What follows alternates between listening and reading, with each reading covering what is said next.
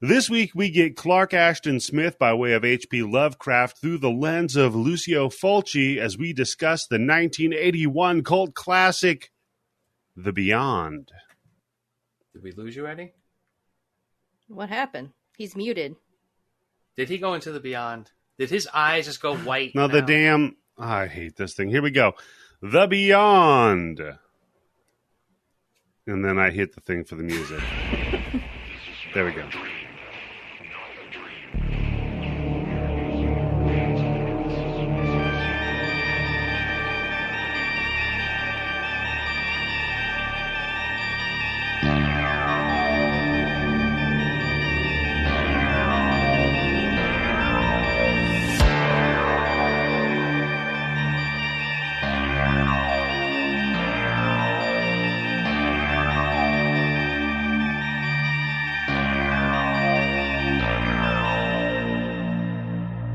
Hello and welcome to the Bloody Bits Horror Show. I am your host, Eddie, the Axe Jefferson, and joining me as always is the giggling bookstore clerk, Tim Yobo. How are you doing today, sir?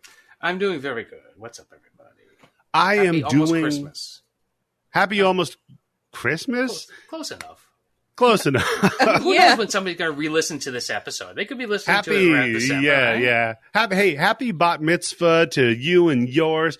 And joining us, Tim Yobo, because we are never going to be alone on this journey, is the newly minted union librarian taking a 2-hour lunch break. It's Candice. Woo! Unions for the win. How are you doing, Candice?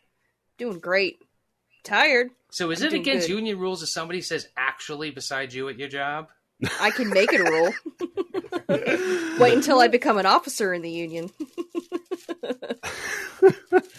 Oh, God. An officer and a gentle woman. But we are not alone. We are joined as well by host of the Grindbin podcast, Wishmaster expert, and the Dickie we've all been waiting for, Bobby Trippett. How are you doing today, good sir? Oh, I am facing the sea of darkness and all therein that may be explored, guys. I'm having a great time here. Thank you so much for having me on this episode. Thank you so much. This would not exist if it wasn't for you, because, I was crying and kicking my feet and throwing a fit because I didn't want to do Giallo movies because I don't like them. Mm-hmm. And I made that I made that wonderful joke about The Beyond being a Giallo film. And everybody lost Everyone loved that joke. Fucking minds. Imagine that. A woman makes a take about a movie on the internet. It's not even a take, it was a joke. Crazy. It was a joke. People don't have any sense of humor on the internet about shit like that, Candice. I doubled down tonight, though. I was like, I shouldn't say this, because why am I stirring up the shit? But I'm going to. So, I tweeted, I was like, oh, getting ready to talk about the greatest Giallo of all time. And then I picked a picture of the Beyond poster. Yeah, because I love me. Up for it. Admittedly, I messaged Candice and was like, I'm going to need an explanation here. Yeah, even you, Bobby. I mean, you knew I was making a joke, but you were still like, whoa. Yeah, see, Candice, when people listen to you, it's hard for them to tell that you're making a joke. Think about how much harder it is reading your jokes. Yeah, the problem is usually jokes are funny. You just said a thing that you didn't mean. Like The Godfather is boring. I thought that when I went like, hey, everybody just agree with me, don't debate. I thought that the sheer ridiculousness of it was enough to let people know that I wasn't being serious. Oh, God. How long have you been on the internet, Candice? Yeah, that's a great point, Tim. Just keep open. One day. We are doing a full month of... At first I was saying Giallo movies, but I'm throwing that out the window. We are doing Giallo and movies by Giallo filmmakers. There we go. So we're doing Italian movies. That's what we're doing. Right? Italian movies. We're going to Italy for a month. Yeah. We're headed out to Italy. We're studying abroad. Bloody Bits International. We're coming to New York, though. Quack, quack, quack, quack, quack. That's coming up next week, Tim. I've never gotten further than 15 minutes. The scene on the ferry, that's when I turn that movie off every time I try to watch it. But why? Because I'm sorry, the fucking voice is just. I can't get past that fucking voice. By the way, I like Tim that you get offended by people's voices of all people. So that tells you how bad it is, right? That's really the pot calling the kettle black. I'm kidding, Tim. I love your voice. So we're doing a month of Italian movies.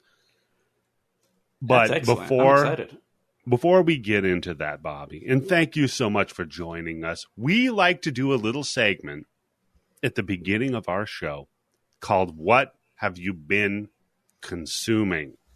And that could be literally anything. You could be huffing poppers out behind a dumpster somewhere for fun. You could be drinking Mad Dog 2020. You could be watching a movie, listening to an album, or I don't painting know. A picture. Well, that's not consuming. Anything. That's creating. Mm-hmm. Oh, I'm sorry. Didn't realize that image might be consuming you, and that's why you have to get That's true. That is very true. So I'm going to throw it out there. First of all, I think I'm going to go to you, Candice, because you're the most opinionated and willing to talk of all of us. What have you been consuming? I don't know how we still have an audience when you added me. Okay, so I have been consuming Yakuza Like a Dragon. I've consumed it for the past, 4 hours before we started recording. I did not stop playing it. Have you had your moment of withdrawing Excalibur? Yes, I got past that part, yes. How did that feel? Oh, it felt great. And I love the part where the people transform that he's fighting, and he's like, "Do you guys see that?" And the other people in the party are like, "See what?" Okay. So what do you want to tell us about Yakuza Like a Dragon? It's better than Grand Theft Auto. That's what she's going to say. Watch. It's the disclaimer that it's not like the other Yakuza games because it's a turn-based RPG. And the other Yakuza games are beat 'em ups. Well, they're not beat 'em ups, but they're like active combat. You're like punching and stuff. And this one, they're closer to like a Devil May Cry. Yeah, that sounds about right. Stylized action. And this one's a turn-based RPG, and that's what I was in the mood for. And this was in my backlog since it first came out, so I was like, sure, let's start it. Man, I'm so sad that I waited so long, because you get to see grown men in diapers, and you learn lessons about parenting because of it. You get that made you happy, Candice, that you got to finally see a bunch of grown men in diapers? Well, I've seen The Baby. Yeah, you'll remember famously we did that episode of The Baby together on the Grindbin. Yeah, that's true. And then probably my favorite part so far was when you're cleaning up a brothel and there's these protesters outside and you threaten to dump a bunch of cum rags on their head. Yeah. Wow. It's a great game. It's a really good game. That's how you get rid of those fucking abortion people. Start throwing dead fetuses on We're going to throw afterbirth on you. Get the fuck out of here. Well, it wouldn't be afterbirth in an abortion clinic, Tim, but close enough. So, Tim, pre-birth. I almost am pre-birth. Yeah. Pre-birth, by the way, that was the B-side where Freebird took off. Tim. I'm as pre as a birth now. And this birth you cannot change. So, Tim, I'm almost afraid to ask, sir, what have you been consuming this week? Well, it's always been a dream of mine to go see a movie in a big theater with my dick out and not get arrested. So I went to see Morpheus this week. Morbius. Yeah.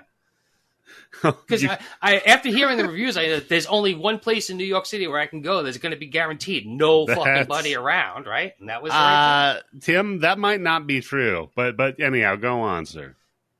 No, it's just that, and I think I said last week I finished The Stranger Things, which you just started, right? Oh yeah. Yeah, I just finished the volume 1. No, you didn't. I did. You finished all of the first part of this fourth season of Stranger Things. Candice, don't buy it because he was bitching to us about how that guy Eddie is bad representation of Eddie. So So when you go on when you go on Netflix, it says it's season 4. I've watched 1 hour and 16 minutes or whatever of season 4 of Stranger Things. So, yeah, you've seen the first episode. Yeah, I've seen the first. They're not episodes. It's an hour and 20 minutes. That's a movie. Oh, my God. That's this movie we fucking watched this week, Candice. Well, wait until the last 2 ones come out, because I think they're each supposed to be like over 2 hours. Oh, yeah, God. They said that it's confirmed that the last episode's going to be 2 hours and 40 minutes long. At the TV movie. Jesus Christ, that's a Marvel movie. Okay. How stupid is that? Just make more episodes. What's up with that? I don't get that reason. I don't know. So I These watched are the toasted. first one of them, but whatever. This is what you've been consuming. It's not what I've been consuming. So Tim, you watched Morbius. You watched morbed. more BS. It's Morbin time. That's my joke, Candice. Don't fucking know. take my joke. I'll do what I want. Colonizer. Yeah. So what about you, Bobby, now that you've heard the segment and how you don't even need to actually care about how much effort you put into it, what have you consumed this week?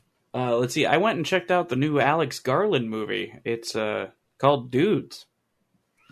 And Was there a lot of dudes? There were tons of dudes. No, it's called Men. And I was a big fan of all of Alex Garland's previous stuff. I loved Annihilation. I loved Ex Machina. I did too.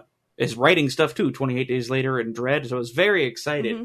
And wow, he threw up an airball on this one. Oh. This was basically him going, "Get out of the way, dames. I'm going to tell you what the problem with men is." Whoa. Really? Sounds Yeah. lovely. It's the broad strokes of it are that a woman goes and Broad. spends a How can there be broad strokes in a movie called Men? oh, you'll see. You'll see. A woman, after getting out of an abusive relationship in about the most traumatizing way one could, goes and stays at a secluded cottage for like 2 weeks out in the English countryside. And Never ends she starts running into weird men around town, and craziness starts to ensue, and it starts to spiral out of control. This is one of the slowest and least interesting movies I've ever seen in my life. Wow. Okay. So, Bobby, could you aptly describe this as his Hereditary?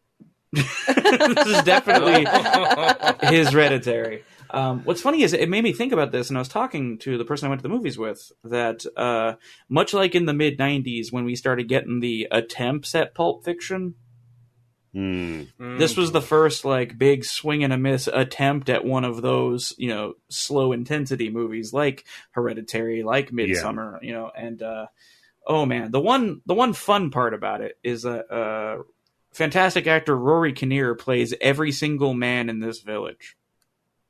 What? Damn. So this is like his master of disguise. Even when God. at one point we even meet a boy who's in a schoolboy outfit, and they've digitally put Rory Kinnear's head on him. This is like his Tilda Swinton in Suspiria. It's incredible. Incredible in how bad it goes. Well, like what they do in some scenes in 11 with Stranger Things. There's a couple of jarring scenes, and that keep an eye out for it. You'll see. Really? Oh, I was Will going to do. say it, but then I forgot that Eddie hasn't seen the rest of it, so I'll shut up. Yeah. And that's what I the said. audience might not have. So thank you. But interesting fuck thing them. though is that along with all that, it doesn't pass the Bechdel test. Oh my God. The So wait, does lowest. she create a split personality so she could talk about how she's not good enough for men? Oh, she after every major weird encounter with a man, she calls her sister and just tells her the scene we just watched. Ugh. And so there's And I'm like, I was there. I'm so good. There's not more than 2 named female characters, and when they talk, they They only talk about men. Yeah, You bet that's your the ass. exact fucking opposite. Because I looked into this, and Alex Garland had no women on this production that he No wrote with, shit. that he helped do the product. I'm like, you're not the guy to tell this story about generational trauma stemming from toxic masculinity, and all the points you want to make are very they're, like I said, very broad strokes that aren't that, he's not cracking this thing wide open. He gave you the thesis paragraph and then just reworded it 18 times. So, yeah, That thanks, sucks. Alex. It really sucks. That's But about you do get to see a man give birth to a grown man, so that's fun.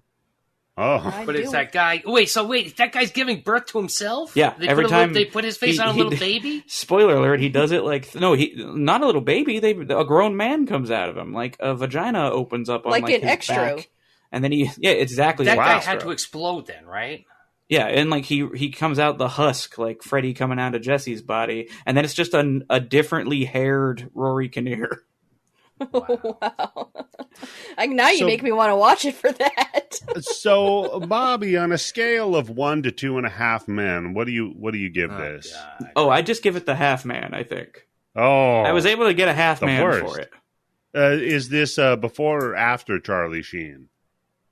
It's after. It's definitely after. But man, rough watch, guys. But that's primarily what I've been consuming.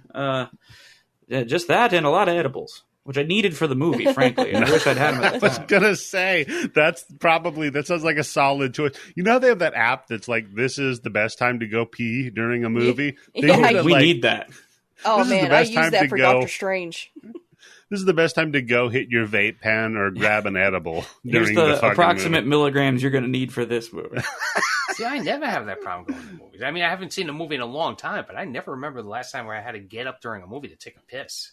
Well, You just okay. like stand up a little bit and scoot forward in your seat. That's Yeah. it, and just let Yeah, it you- stream down. Yeah, you're in New York. Everybody just That's pisses true. in the theater. Yeah, that's what the popcorn's for. It soaks it up. Yeah, extra salty. Okay, so I what forgot. I about? saw The Northman. Oh, wow. How was that? Okay. Great fucking movie. Highly recommend it. I think it's on Peacock now. I know there is. I know It is you on do peek Peacock, at some yeah. cock in the movie, but I don't know if it's on Peacock. You could take a peek at some cock. Peacock. Get some peeking cocks, yeah. Hey, and speaking of peeking at cock, let me tell Today's you what I sponsor is. consumed this week. Manscaped? No, I consumed Crimes of the Future. Ooh, Oh, how boy. was it? Are We're you doing dying. a bonus episode on it? I am going to be doing a bonus episode on it. I'll give you my impressions of it, though, right now. It is not for everybody. What does that No mean? kidding. I heard it's like people were walking out of the movie theater.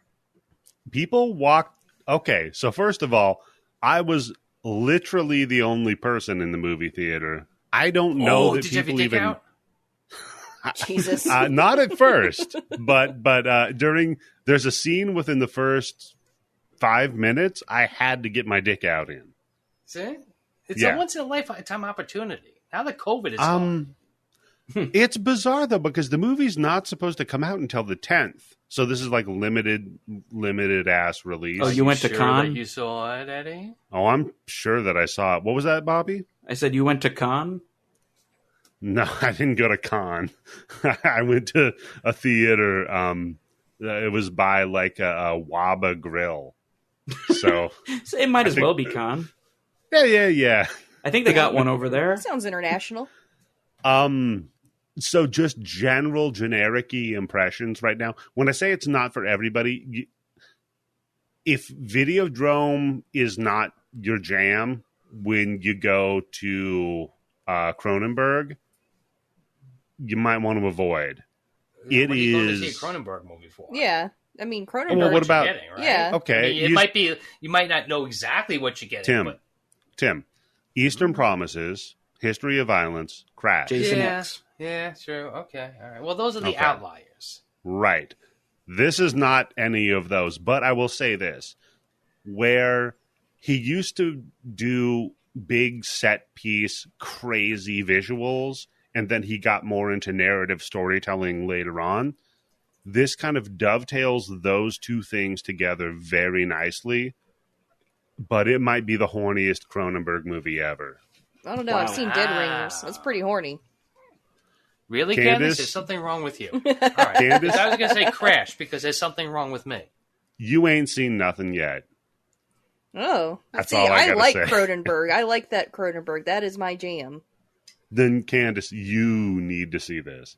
Oh, I want to. Like a Candice only screening. That's Well, pretty we much had all an that's allowed. Axe-only screening. You know what? Maybe they figured it out. Maybe they saw that I bought one ticket to this thing, and they're like, we cannot let anybody else be in the theater with him. Because we Hosing had down like the a... walls. Because there's It was- Morbin time in there. Oh, yeah. It was somewhere between Morbin Time, Cape Fear, and Pee Wee Herman All right. going on. It was... thoroughly enjoyed it. And it's just somebody just let Cronenberg be Cronenberg. Good. That's what we need. That's what this world needs. Yeah, he's kind of getting old, right? So he's kind of this might be his last movie that he gets a chance to make for whatever reason. He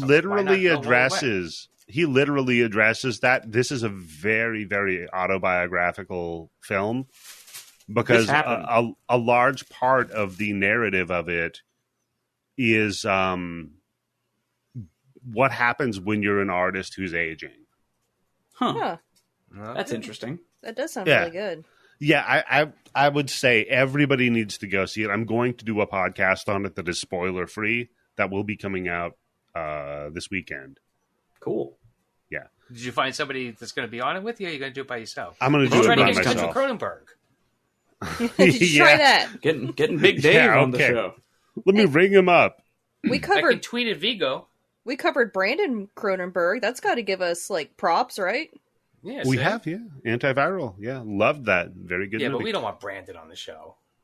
Tim, I would love to have Brandon on the show. For that movie, not for this movie, right? He'd be right up there with Uwe Ball. How dare you, sir? Okay. I mean, as in terms as a get for an interview for a podcast. And speaking of directing wise, and Tim, speaking of Uwe balls, Boll could probably beat the shit out of him. Tim, speaking of balls, there might be something going on with your balls right now. Some crimes of. I've been manscaped. I knew I was going to see a movie theater where there's nobody in. I was going to be rocking out with my cock out. So nice, because this episode of the Bloody Bits Horror Show has been brought to you by Manscaped. Manscaped product alert. Insert siren here. Insert siren here. I'm not going to do the siren this time. Last time I did that, and people got mad because I used the Amber Alert siren. You asked for it. You asked for it. The tornado siren. That's the Amber Alert. You asked for it, and they listened. No, it's just because tornadoes and Amber Alerts happen so frequently. So Candice hears the Amber Alert. She starts panicking. She runs and she goes to hide. And as she passes, she sees a little girl screaming, getting pushed in a car. She goes like, "That kid just doesn't listen to her dad and want to get away from the tornado." Well, yeah, because Tim, when she was abducted, the people who captured her just kept. Whenever she heard the Amber Alert, they're like, "Oh, it's a tornado. Keep hiding in the basement." Yeah, get in the basement. And speaking of child abduction, our friends at Manscaped just brought back the Ultra Smooth package. Bobby, have you heard of the Ultra Smooth package? Oh man, I've seen a few in my time, but what's this one about? Well, this is time to stop, drop, and order this premium shaving kit. Everyone knows by now that the Lawnmower 4.0 is the best electric shave for your balls. But if you're looking for a closer shave down there to go completely bare, if you want to go scorched earth on your nutsack, is the way I like actually using lighter fluid. Yeah, then this is what you need, because you can go just fallow the soil. The seed will take no purchase, but your seed will continue taking purchase. So wait, when you finish it, you throw some salt on your crotch? Yeah. You rub your nuts in salt. That's what the Manscaped will do. It will make the fur grow no longer. That's what the crop preserver is. Yeah. It's a real children of the corn scenario we have going on here. But no children on your nuts, please. But what you can do is you can get the Ultra Smooth package, and it's the perfect gift set. Tim, have you ever got a perfect gift set? Hey, or Father's gift Day's set? coming up. I would love if somebody gave this to me as a gift, because then I'd be like, hey, that's a kind of a hint, right? Yeah, Tim, if you would you like your child to give you this as a gift? I don't have kids. I'll never have kids. I never want to have kids. But I mean, I would probably prefer that than over like some Old Spice or some shit like that, or Brute. Yeah, maybe your kids are trying to, get you laid. Trying to smooth things over with mom. Exactly. Oh, okay. They know the divorce is inevitable. That's why I need that lawnmower, trying to smooth things over. Yeah. And the best way to smooth things over is if you go to manscaped.com and use promo code BITS20. That's B like buy, I like it, T like today, S like suckers 20, bits 20. And you'll save 20%, and you'll get free shipping anywhere in the world. That's anywhere from Algonquin to Papua New Guinea. I mean, it's Man, Papua Papa's New got a Guinea. brand new guinea once he shaves his balls. That's absolutely correct, Bobby. Papa's got a brand new guinea. That's That's racist. Manscaped's motto. Yeah, that's I heard that. Wait, wait a second. Because I was going to say we should send this shit over to Italy because they fucking need it over there more than any other country in the whole world, according to this movie. But Sorry to all the Italian Americans that are listening. that's all right. Thanks for that tagline, Bobby. So, Bobby, you're the one. My dumb wholesome ass was picturing a guinea pig. I don't know. I was like, I did what? I've been watching The Godfather, so. There you go. After this, Candice, you need to watch The Sopranos. So, No. Bobby, you Oh, selected. God, Candice. Oh, no, shit. For real. Okay, no, I did enjoy The Godfather, I did. But I did mention while we were watching it, my husband was talking about the different, like, families and their, like, politics and their, like, turf and the rules and stuff, and I'm like, this sounds like True Blood.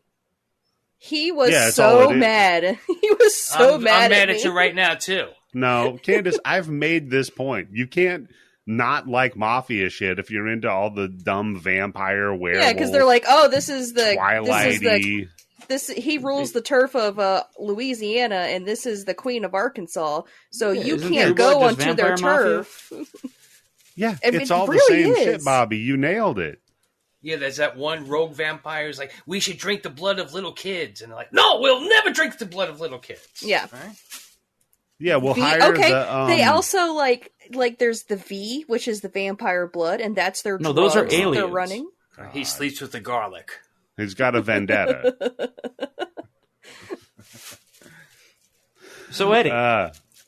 So yeah, hey Bobby, we're up, doing dude? a month of Giallo movies, and you said that The Beyond is the ultimate Giallo movie. Why is that? Oh, far and away the greatest Giallo movie because, as you may know, I didn't see any gloves. it's Italian. I'm just teasing. And that's No, what it takes this to be is- a Giallo. So this is a movie that you have wanted to do for a while. Yes, this has been a very special, a movie near and dear to my heart since I was about 16 years old. So Bobby, may I ask you, sir, what is your history with this film? Now, in I want to say 2000, when I was 16, I had just gotten a summer job, and I was going to start building a horror collection. You know, I was going to go pick up some VHS tapes. Hell yeah! It's the way to do it. And I swung into the Tower Records, and the one that I bought that night was not The Beyond, but rather 1979 Zombie. Oh, Okay, well, that's where I another started Fulci too. classic. Yeah. Yep. All Yep. right. And I had the clamshell. Absolutely, it was the was it Rolling Thunder put that out, Mm-hmm. and I adored it. I'd never seen it before. I'd only ever seen the cover, and I went back the next day, and I was like, I got to get another movie by this Fulci guy. And the next one I picked up was another clamshell, the special edition VHS tape of some movie called The Beyond, and I popped it in that night, and it blew my mind. That was yeah. like. Those two movies were the extreme movies I'd just gotten into. You know, I had just become a teenage gore hound, if you will, and I was like wanting to show everybody all this eyeball torture and this wild shit that happened. And I ended up going back and getting the rest of the Gates of Hell trilogy, and I just had my very beginnings of my horror collection on tape at 16 years old was all of these 80s Fulci movies. Hell yeah! And so, say what you will about the quality, So you and were we'll get real into the movie popular. itself. But I was a real hit around the school. He's in the horror movies. But wait, it gets worse. 80s Italian horror movies. Oh yeah, because That's you when got to you be know. hip, right? Everybody knows about Freddy and Jason. You got to get into Yeah. the weird shit that's hard to pronounce. 100% And agree. so yeah, I was trying to show all my friends this movie, and so all my childhood friends I grew up with, they know Beyond. And I have since gone and seen it theatrically, maybe 4 or 5 times. I've seen it. Wow. I've seen Fabio Frizzi perform live, Damn. who did the score. There was a Beyond Yeah. Fest screening, Phenomenal 2016, I want to say. He came to Los Angeles at the Egyptian Theater in Hollywood, and they ran The Beyond with Fabio Frizzi and his band performing throughout the film, doing the Nice. score live. Old style, huh? Old love style, that and it stuff. was Actual fucking musicians incredible. there. And so, I'll tell yeah, you, that's I'm, for me. That was my favorite part of this movie was the music. the music's is incredible. amazing, and it really adds to the, people often talk about the kind of ethereal, dreamlike nature of this movie, which, at some points, sure, but I think the music plays a huge part in that. And so I've just, I've been in love with this movie since I was a child, and it just, whether it's a good movie or a bad movie, your mileage may vary, but I know that this movie is special to me. Yeah. Great way to preface that. So, Tim, what's your history with first time this I've ever movie? seen it? I've heard of this movie before, but I think I kept getting it mixed up with other movies, like maybe The Gate. Because at Or first From I thought Beyond? this would be, no, not From Beyond. What's the one where the two guys, their father dies and they get a videotape store? Beyond the Gate. Okay, Beyond the Gate. I kept thinking that movie was this, but yeah, the first time I saw it, I don't have any history with it whatsoever, except for maybe 8.5 hours now. Candice, All right. you were pumped about this movie as well. Yes.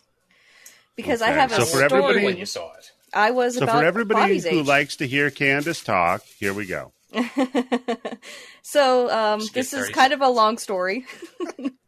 All Skip right. 30 So- seconds 75 times. I was also a gore hound when I was a teen, and you're always trying to look for that next big thrill, that next taboo that can be broken. So Just to I feel something. bought a bunch of splatterpunk books from the 80s.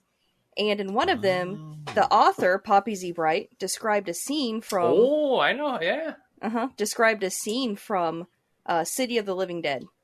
Or The Gates of Hell. Oh, I think that's the same movie. I bet I know can't which remember. one. It's the same movie. Yeah, okay, that's what I thought. And she described this scene as sucking up spaghetti backwards. Yeah. And so I was like, what is this movie? I need to find this movie. So that was the first one I watched from Lucio Fulci. And then, of course, the same route as Bobby, I was like, well, now I need to find the rest of them. So I, go to Suncoast in the mall and I get my zombie clamshell and I get the Beyond. And yeah, that was a long, convoluted story about how I discovered Italian horror. Was From it that books. long? It's from books. I learned it from From books. books, of course. Makes sense. Forbidden knowledge. Nerd. Exactly. Yep, See, that's why you have to exactly. read. Even if it's just novels, you'd be amazed at what you Nah. learn. You flip through the That's book true, of Ebon yes. and it said, go buy the Beyond. Yeah, see, when I was younger, too, I loved Dawn of the Dead is one of my favorite movies of all time. I love fucking gory movies and everything like that, but I just gotta say right off the bat, the Italian gore just never did anything to me. Hey, that's Oh, fair. You're truly jaded. No. Totally understandable, though. That's a very niche interest. It's an acquired taste. They're I very think- specific with their gore, that's for sure. I think that The Beyond is the best Fulci movie, in my opinion. It's my favorite. I always tell people if they watch one Fulci movie, let it be The Beyond. And everybody's got their favorite. I mean, that's Sure. a take. Yeah. I mean, I've certainly heard the hum there, Eddie. What would you say if you had to pick one Fulci to tell somebody to watch? Oh, man. You going duckling on that one? No. I don't know. You seem like a don't torture a duckling guy. No. I'm a big fan of Zombie and a big fan of City of the Living Dead, if I'm going to be honest with you. Which is the one where the zombies fighting the shark? That's zombie. Okay. Zombie, Tim.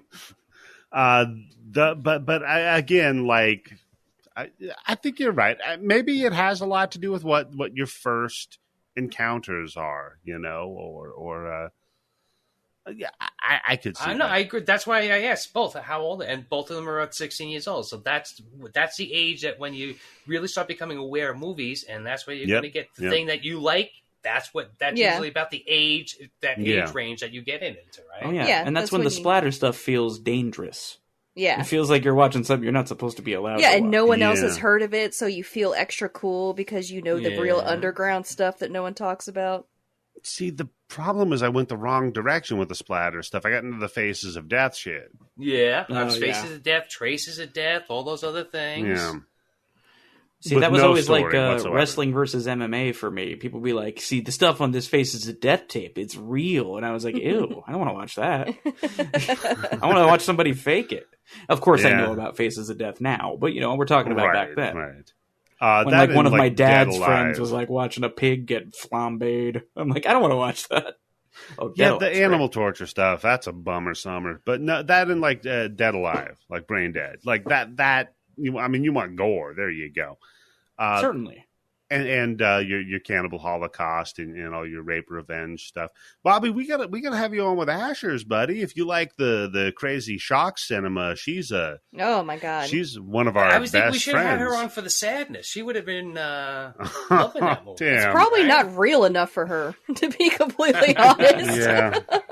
Because it's very cartoony in the gratuitousness of it. Oh yeah, you mean I when the can't talk. zombie is skull fucking the person? Yeah. That's Love that. And like I didn't mention it in the podcast, but I mentioned it in social media. There's a deleted scene where a zombie breaks in on a brain surgery that's happening No and way. shits in the open brain. That's pretty Man. funny. Surgery is the new oh, sex. man, come on. Now I got to buy the fucking Criterion. No, DVD it's not when it in comes the out. criteria. Criterion. Yeah, I understand Damn. there's a Leonard Maltin commentary on it. yeah. So my history with this is the first time I saw it. So, Bobby, Yes, and I threw a fucking conniption fit because we were arguing in the void, and I was like, no, this is like the Beyond, and you were like, no, it's like Prince of Darkness. Now what do you think? Do you think that the void took a lot of cues from the Beyond? no, I think it took a lot of cues from Prince of Darkness. Okay. I didn't see really too much of a connection between either one. So there we go. Let's talk Yeah, about I'm kind of with Tim on that, frankly. But what do I know? I didn't like The Void. all three of them were movies. So I'll Yeah. give you Candice at the end. Don't give me Candice. Well, nobody No wants one that. wants that. all right. I'll Did give you, did Candice, that, can I have a that receipt? at the end, we have our hero in the bad spot. Yeah. The difference, though, is that in The Void and Prince of Darkness, it is a self-righteous or a righteous sacrifice. In this, it's just Yeah. like they're so stupid that they just walk into the fucking thing. It's kind of if you know much about Fulci's backstory, his real life, it's a lot of his outlook reflected in his art. Okay. Well, you know what? Why don't you tell us about the background of this movie then, Bobby? Sure, Bobby, you prepared? Sure. Did you take notes? I took a little bit of notes on the background. Y'all, gang, I'm gonna bum you out and then I'm gonna lay you down. Oh, So Fulci, brief little bio on him. He had dropped out of medical school in the 50s because he thought there was more money in filmmaking. True. So his early career, though, was a lot of like documentaries and comedy writing and really like lighter stuff until the uncaring hands of fate decided to give him the old 2-piece and a biscuit. In 1969, his wife committed suicide. And shortly thereafter, he lost a daughter in a Jesus. car accident. damn. So just Oh my relentless tragedy hit him all real quick, and this sequence of events kind of changed him inside, turned him into like this obviously. angry. Yeah, I mean, who wouldn't it do that to, right? And from that point on, he was kind of this like tortured soul, and you could see it in his films. Like most of his films after that incident switched to just like he's angry at God, he's angry at women. He's just this like miserable bastard who's trying to work out all these Why is he complicated mad at women? emotions. Yeah. Well, mad at his Because- wife, really, Because they and died, Tim. upset that his wife would choose to leave, his life. All right, yeah. And all right. if you don't process that properly, that can turn into an ugly thing inside you. True. And you see that, and that's when immediately he goes from these like comedies to like 1971. He does Lizard in a Woman's Skin. And that's by the subtle. way, speaking of animal cruelty, he got charged with animal cruelty for that movie because the dog trauma looked so realistic. The cops came for him, and he had to like slap the puppets down on the table and be like, "No, look." I mean, it is an Okay. Italian movie. I just assumed that they actually killed the animal. You would think, right? I mean, it was a safe assumption. And then the next year, he does "Don't Torture a Duckling," which we mentioned a minute ago. That's a fun one, right? That's a good time for everybody. Yeah. But that actually Yeah. got him kind of blacklisted. Everyone in Italy despised that movie. And in so much that he was kind of for almost a decade just doing kind of work for hire stuff here and there, and not really like no one was advertising the new Fulci movie. He was just kind of doing a couple. Just imagine here in America if like I don't know, like who's like not a great guy, but just for shits and giggles, let's say like if Woody Allen all of a sudden stopped making the movies that he makes, and then he did a movie like this. That's going to be a gigantic fucking shock for everybody who's used to seeing a Woody Allen movie. Yeah, you're kind of weirding everybody out now. But I can think of anybody who's like just known is supposed to be as like a comedy director. Surely, I mean, but it's a good pull. I think it works. Yeah. But until 79, he comes out with Zombie, which was not intended to be a knockoff sequel to Dawn of the Dead. The producers insisted on labeling it that, and he hated them for it. Which I would too if I was an artist. I'd be like, look, I wasn't trying to cash in and do an unofficial sequel to anything. I was just doing my little zombie movie on an island. But that's, it was a huge hit with everybody, and that's when he really hit the ground running. That's when he did the Gates of Hell trilogy, which we're discussing here, the centerpiece of that, and New York Ripper in '82. After that, his health took a dive. He had diabetes. And he kind of became a recluse for a while, and still just a bitter, angry, cantankerous old man. Dario Argento was an old friend of his and tried to help him mount a comeback, but he said he was just too sickly when he reached out to him. One thing that was kind of cool, though, that I read was in '96, he made a rare appearance at a Fangoria Weekend of Horrors. He came to the States in bad physical health. He was on crutches and he could barely get around. But according to him, he didn't know there was a following for his movies. Huh. Wow. Because he's just living alone in Italy, being sad, so when he got to this Fangoria convention, he just got showered with like adoration and praise from all these horror fans. He was like, That's "What? Gotta be something, right?" Yeah, can you imagine? Like, you guys like this shit? It's like the end of It's a Wonderful Life. It's like that Anvil, the band. Oh, yeah. I hope that's what happens to me when I go to South Korea. Everybody's just like greeting me at the airport and going, "Hey, that's the guy with the golden voice." It's Tim Yobo. It's our favorite podcaster. Golden voice. Tim. But I love you, buddy. That's not why they'll recognize. It's actually I'm sure it's why. But a couple months later, though, he went to bed one night and didn't take his insulin. And unfortunately passed away in the middle of the night, and it's been debated whether or not that was intentional. So sounds like that's up in the air. Yeah, there's no one's ever going to know exactly. But what a troubled guy going through life making these brutal, dark movies. Yeah, I told you I was going to bum you out. So that's Lucio Fulci. Fun. Yeah. I never knew much about Fulci or like his history or his life or anything like that. For the most part, I don't really delve into the personal lives of like artists, stuff that I enjoy, because usually you regret it. You end up finding out something you don't want to know. Yeah, well, exactly. I mean, now you do, yeah. These like days. the last 10 years, that's when you're starting to find out all this shit about You. people. Like, oh, You fuck, end up come on, man. finding out that there's a lot of pain behind their creations that you enjoy, and that fucking sucks. Like, or you find out that they're like a horrible like misogynist or racist or something like that. Like a lot of times, if you delve deep into your heroes, you're gonna find things that you don't like. Yeah, I bet you there's somebody who has like a little painting by this guy called Hitler, and they're like, "Holy shit! Look what the fuck this guy turned into." yeah, but just some old Austrian lady's got this landscape painting over her mantle. Like, I like this one. She's I like, think it's pretty. Who is the guy? What did he do? Oh man, I gotta take this painting down now. Somebody better do something about that doesn't know guy. Who Hitler was? She's like, who? He sounds like a bad dude. Yeah, what a jerk. But I got the dark stuff out of the way up front. But it kind of makes sense, a lot of the things that he does in his movies. You kind of understand where all that was coming from. Well, I mean, there's got to be a reason why you go from taking like a turn from doing documentaries and fucking comedy films to doing shit to just like this. You're trapped in hell forever and nothing will ever be nice again and you've lost your eye. Like, oh, shit, okay. Moving forward, though, our writer of this movie, Dardano Sacchetti, this is my boy, you guys. Okay. I'm just gonna list some credits because this is wild. He has a story credit on Bay of Blood in 1971. All right. Hugely influential movie, especially never heard Friday of the it. 13th. Nope. a.k.a. Twitch of the Death Nerve, which is a dope title for a movie. 1976, he does The Tough Ones, which if you listen to the Grindbin, we covered that back on Grindbin International. That's how I know that movie. Mm-hmm. He writes the sequel in 77, The Cynic, the Rat, and the Fist. In 79, he writes Zombie. He writes the entire Gates of Hell trilogy for Fulci. Mm-hmm. He writes 1990, The Bronx Warriors.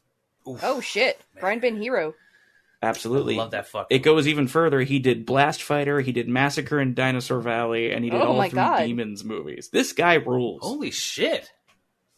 Nice. So just like, this dude was writing like half the shit that was coming out in Italy at the time. I can't imagine he ever left the house. No kidding. That's some fucking run of movies to write. I know. No kidding. Yeah, you're just naming off all these movies, and I'm like, I love all these movies. Right? Take that, Shane Black. That all came from the same guy? Like, that's insane. Can we get him to write some stuff now? Is he still around? Are you going to answer that? Is he still? He's around? writing. He's actually going to be signed up to writing Morbius 2. Yeah, I just saw that. The Tim. Morbidating. Morbius 2. He's the one who's going to bring balance to the Morb. More money, more problems. Oh, man. I like that. You know how a lot of superhero movies are made by directors who got their start in like horror, like Sam Raimi, David Soderbergh, Stephen King, James Wan. You know, like what if they could take out of time these 70s and 80s Italian directors and have them do modern day Marvel movies? Like, what would that look like? just like a Lots Fulci. of eyes getting popped Man, out. I would love to see Argento's Thor. I want to see Fulci do a Spawn movie. Oh, wow. He comes out of hell because his and dad, then he goes back wants to save his wife. because it's what he deserves. Everybody, the entire cast decides at the end that they belong in hell for eternity. The Violator is the hero. Oh, I like this. We're going to a sympathetic look at Violator. Oh, there we go. So, like, okay, we had Joker, right? Which was a character study on the Joker. Like, how could society form that character? I want that, but for the Violator. I want that same like shot of a clown dancing on the steps, but it's it's a man who was born from all of the rejected semen from 4chan, and he is the Violator. Oh God! Oh, right. Oh my God! That's not a Marvel comic, is it? No, that's got to be at least DC or Dark. No, that's Image. Yeah, that's Image. Oh, yeah, too. That's that 90s boom of Image comics. Because everything's got to have an stuff. attitude and be huge and giant. You got to have attitudes and muscles drawn on muscles. No, the Damn 90s, right. the other big thing And was everything was a pouches. crossover between Batman and the fucking Predator or the Aliens. Yeah, they met everybody. And I'm sure Spawn met all those characters. I'm sure. Was it But, Spawn versus Predator? Come on. I bet there was. You can't tell me that didn't happen. But I got some less depressing trivia concerning the rest of the people involved in this movie. I'll just go through those real quick if that's Please all right. do. Please don't Catriona tell me anything McCall. bad about Dickie. Oh no, Dickie was great. He's the only pure one in this whole thing. But Catriona McCall plays Liza. That's Liza with a Z, not Lisa with an S. And she got into acting after an injury ended her career as a ballerina. Oh. Which I thought was kind of cool. And she's in all three of the Gates of Hell movies playing different characters. Because this is much like you had recently talked about, Lady Vengeance, Sympathy for Mr. Vengeance, and Old Boy. Yeah. And it's like, it's a trilogy, sort of. Yeah, it's not it's loosely connected around. Right. Like John Carpenter's with the Apocalypse. Exactly. Yeah. And that's what Fulci did here. The Gates of Hell trilogy is sort of tonally related. City of the Living Dead deals with one of the Gates of Hell. Beyond deals with one of the other Gates of Hell. And then he abandons the Gates of Hell idea for House by the Cemetery. He's just like, and there's a creepy zombie guy in the basement. So maybe the first guy to do that thing? I don't know. I mean, I'm sure there's bound to be something that predates. I mean, it. you've got like William Gaines with the Tales from the Crypt stuff. Where Sure. There's horror anthology, and you can go back before. No, but I mean that, three too. separate movies by the same director, the same writer. That's not Same a direct lead actress. sequel. That doesn't have this. It's not the same characters, but it's all still part of that same universe. It's Oh, like House by the Cemetery American I'll Horror put on Story, my- but done as films. Yeah. That's a good point. House by the Cemetery, I'll put on my favorite Fulci list. That was fun. That's a great one. I really enjoy that. Fucking Bob. Oh God, I But, fucking hate that kid so much. We As love he comes Bob. back in Manhattan Baby, and I'm like, oh fuck me. It's fucking Bob again. God damn it! I thought we were done with him. The worst kid. Yeah. But our other hero, David Warbeck, plays Dr. John, who is in the right place but the wrong time. He, I just thought that the whole time. I got that. I'm old, Bobby. I got that. See, that's for the older crowd. But he started out as a model, and aside from doing a lot of like bottom shelf stuff, like Karate Warrior 6 and Breakfast with Dracula, he apparently was on the final round of cuts to become 007 after Connery. Whoa, shit! Whoa, what? Fuck! He was one of the last people left after all the cuts, but then Roger Moore became available, and that's who they wanted to begin with, so he was out. Oh, they said, we need somebody more creepier. You skipped Lazenby. Everybody skips Lazenby. What I mean is, like, they originally wanted Roger Moore. Lazenby got one in and decided he didn't want to do this anymore. And then, isn't the story that he got his friend told he got bad advice? His manager's like, no, dude, you got to ask for like $20 million fucking bucks. You're James Bond. Come on. And that's how we ended up getting George Lazenby on like fucking Freddy's Nightmares. Yeah. When he could have been Bond. He's like, God damn it. And then when Roger Moore was going to hang it up, David Warbeck got back in the conversation again. But by that point, around the time Timothy Dalton ultimately ended up doing it, they told him he was too old. Oh. I mean, they Which is had pretty rich after Roger Moore. Yeah, 60-year-old Roger Moore, and this guy's too old. Yeah, but Roger Moore aged into that. That first one, Live and Let Die, he's not 60 years old. And he really fucking aged badly quickly, too. Yeah, I think by the last one, he's on like a rascal scooter, right? Pretty much. Like he's going through that grocery store. It's a view to the buffet. When he's pawing at the Bond girl and you're like, ew, ew, ew, ew, ew, ew. Oh, man. Yeah, Jesus Christ, man. All of those fucking movies, even the new ones, there's some fucking creepy shit going on there. Because the new one, he fucking bangs that Monica chick right after her fucking husband died. Oh, yeah, that was awesome. I know how to stop you from crying. It's almost like Bond is a creepy, lecherous alcoholic. Right? It's almost like that character is inherently problematic. And that's why he can only be played by white men, because he's a creepy fucking son of a fucking bitch that nobody would really want to know in real life, right? No, I want Lady Bond. No, that's what all those people are saying. Yeah, that's a good point, Tim. The only reason that Bond has to be a man is because he's a piece of shit. Yeah, nobody else can be a white man. Like a white man who's been privileged his whole life growing up in fucking basically royalty. I like this take. This works.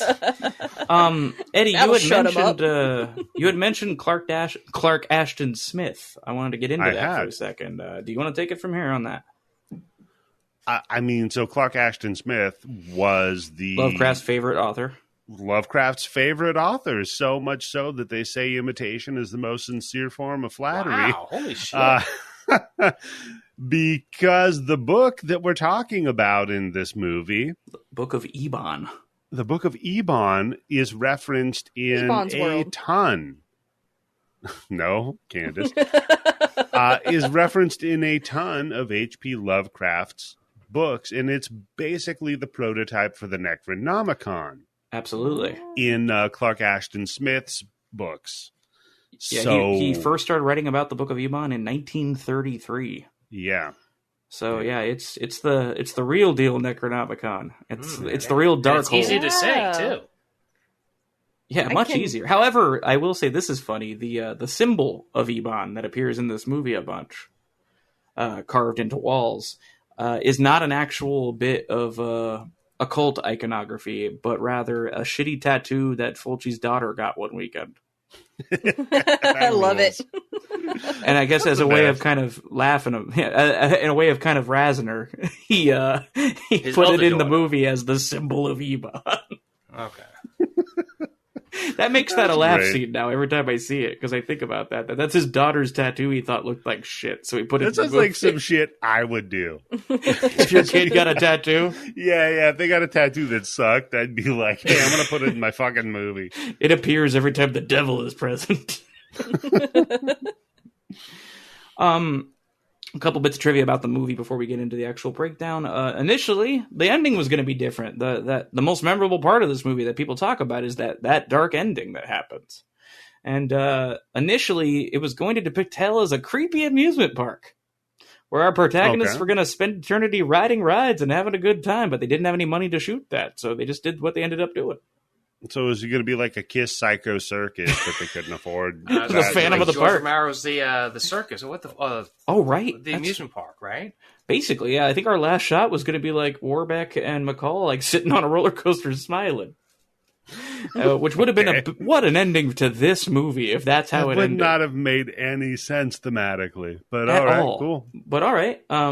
There was also no shooting script. Fulci was winging it. He had a 3-page treatment he used as a guide, and was improvising most of the stuff he did. He just, if he had an idea, he shot it, and he had to communicate through a translator to do that because majority of the cast didn't speak Italian.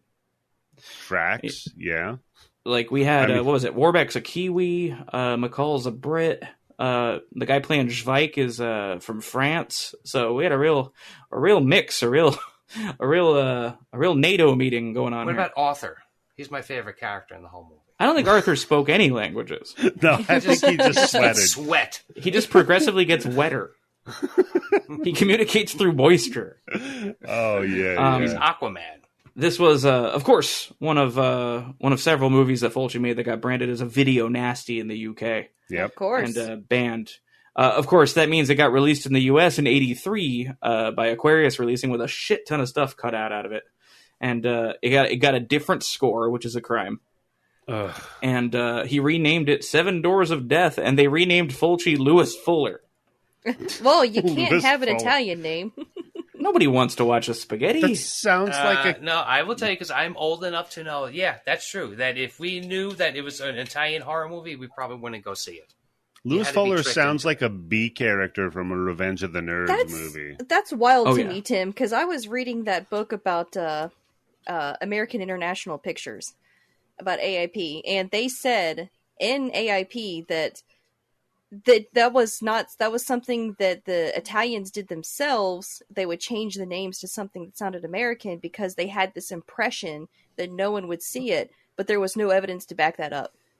Well, no, I will Tim say Yobo this. No, told him. I'll say that the reasoning that I had for it is because when the Italian horror movies hit, it was like after Bruce Lee, he brought everything over, and then after that, there was a ton of kung fu movies, right? So Surely. I don't know what the first Italian horror movie was that like made it big or Well, made profit in the America, where it's like put it Black over there. Sabbath? For AIP, it was the Sword and Sandals movies. That's what Yeah, they okay. were talking about. But see, that's the thing, is because after a while, I learned my lesson. Usually, I didn't like the Italian horror movies. And if I would have known up front, because the one I remember the most was Grim Reaper. Don't But know I that. don't know who Reaper. directed that, but it was an Italian movie, and it was something. And I remember just watching, and it was just the slowest fucking movie ever. You know, again, I'm 10, 11 years old, whatever. But I'm going to see a horror movie, and it just like, I was like, fuck this shit. And I was like, yeah, if I would have known, because I'll say this, I probably never would have gone to see Bronx Warriors if I knew it was an Italian movie. Wow, racist. But I ended up loving that fucking movie. Yeah. The first time I saw it, I hated it. It made me so fucking mad. Like, what the fuck am I watching here? Because, again, I was like 12, 13, 14 years old. And I'm like, what the fuck? They're dancing around? What the fuck is going on? This isn't the Warriors. But after a while, I loved that. That's one of my favorite movies of all time. Oh, same. That's so great. But it's interesting how that happened. And I know a lot of this cast also were under fake names for the project, too. So they definitely had a concern that no one was going to watch it. But because of that version, the actual proper version of The Beyond with the Fabio Frizzi score and with all the gore still in it didn't hit the States until 1998. God So, damn. I thought So, that was Eddie, kinda which is the wild. one that you have on the blood bank? Oh, it's The I'm Beyond. Okay. It's the Beyond. The full It's version. Right? Almost The uncut nobody version. has Seven Doors of Death anymore. You can get an old VHS tape of it somewhere, but that's about Yeah, it. but why would you? Why would You wouldn't. want? Why would you want that? Unless you want Why would to you hear want the to other cut score. rescored one like that? Yeah. But we have Sage Stallone and Bob Murakowski to thank for that, for What? dusting it off as part of Rolling Thunder, that company with Tarantino that put out a bunch of movies. I remember Tarantino claimed he had found the original Italian version of this movie, but this movie wasn't recorded in Italian. Yeah, he claims a lot of shit. Yeah, that dude's full of shit, man. Yeah. The last bit of trivia I want to say, because I thought this was the funniest to me, was, before we get into the film, was, the band Europe? Yeah. I'm familiar with their work. Yeah. You know the Final Countdown? Yeah. I'm come on, familiar man. with that. Yeah. Well, in '83, they Insert have that a song right now, Eddie, for Spotify. just have it start Spotify. playing. But in '83, they put out a self-titled album, and one of the first tracks on that album is called "Seven Doors Hotel," and it's this like Iron Maiden-esque song about the beyond. Oh hell Nice. yeah! I listened to it today. It's a banger, dude. I was like, this song fucking rules. I got Europe all wrong, man. turns out they're way cooler than that Final Countdown song. Turns out, Bobby, you had Europe all wrong, and Tim Yobo had Europe all wrong when he was first watching his horror movies. It's true. Yes, that's true. Yeah, it's so hard. So, Look, I was a young, foolish kid back then. I didn't know shit from Shyamalan. Of Yeah. course, It's most of hard us to- still don't. It's hard to imagine a China. time when anyone would think that, because now there's like people who are like, if it's Italian, I'm going to watch it. I don't give a fuck Automatically, what it's about. It's Yeah. like, It's on site. yeah. Oh, That's Bobby, very have you ever true. heard of that movie Grim Reaper? I was looking it up just now, and the only thing I found was like an hour-long like religious movie from '76. Yeah, that was wasn't it. That. It was So definitely it was. it from must what be I under a remember, it was different these title. Two kids with their father on like a deserted island that had like an abandoned hospital or prison, and this one fucking like lunatic. He wasn't like a fucking like he wasn't like a real serial killer. He was just some crazy fucking guy going around killing everybody with an axe on the whole fucking thing. Isn't that every So- slasher? Well, no, Yeah. what I mean is, like I said, again, like with the Bruce Lee things, is like after Bruce Lee hit big, there was just a ton of shit just dumped into movie theaters. That's called So exploitation the ones cinema. I was seeing, I wasn't seeing good Italian. I Yeah. wasn't seeing zombie or anything like that. I was seeing Yeah. shit fucking Yeah. Italian movies. makes sense.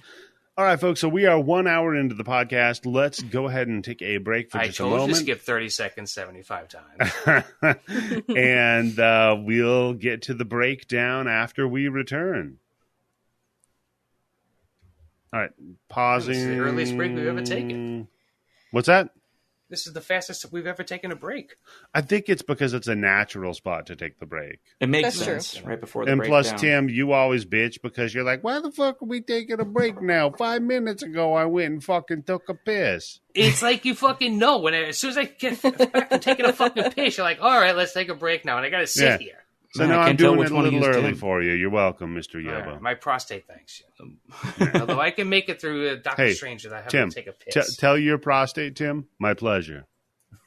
It's my prostate's pleasure. So, Bobby, we Sure. flash back to 1927 Louisiana. Exactly where you'd expect a movie like this to start. Yeah, and exactly with the appearance of the film that you would expect for 1927 Louisiana. Oh, I Sepia gotta tell toned. you, I thought something was wrong with the tape. I did When I too. was I a was like, oh teenager. crap, is this a bad copy? Yeah, I was like, oh, what the fuck? I got to re-download I'm this like, shit. ah, Come on. crap. What happened? I dig it though. I dig I what do they too. did with it. It adds something to it, and we see. You know, Candyman did the same fucking shit to me, Andy.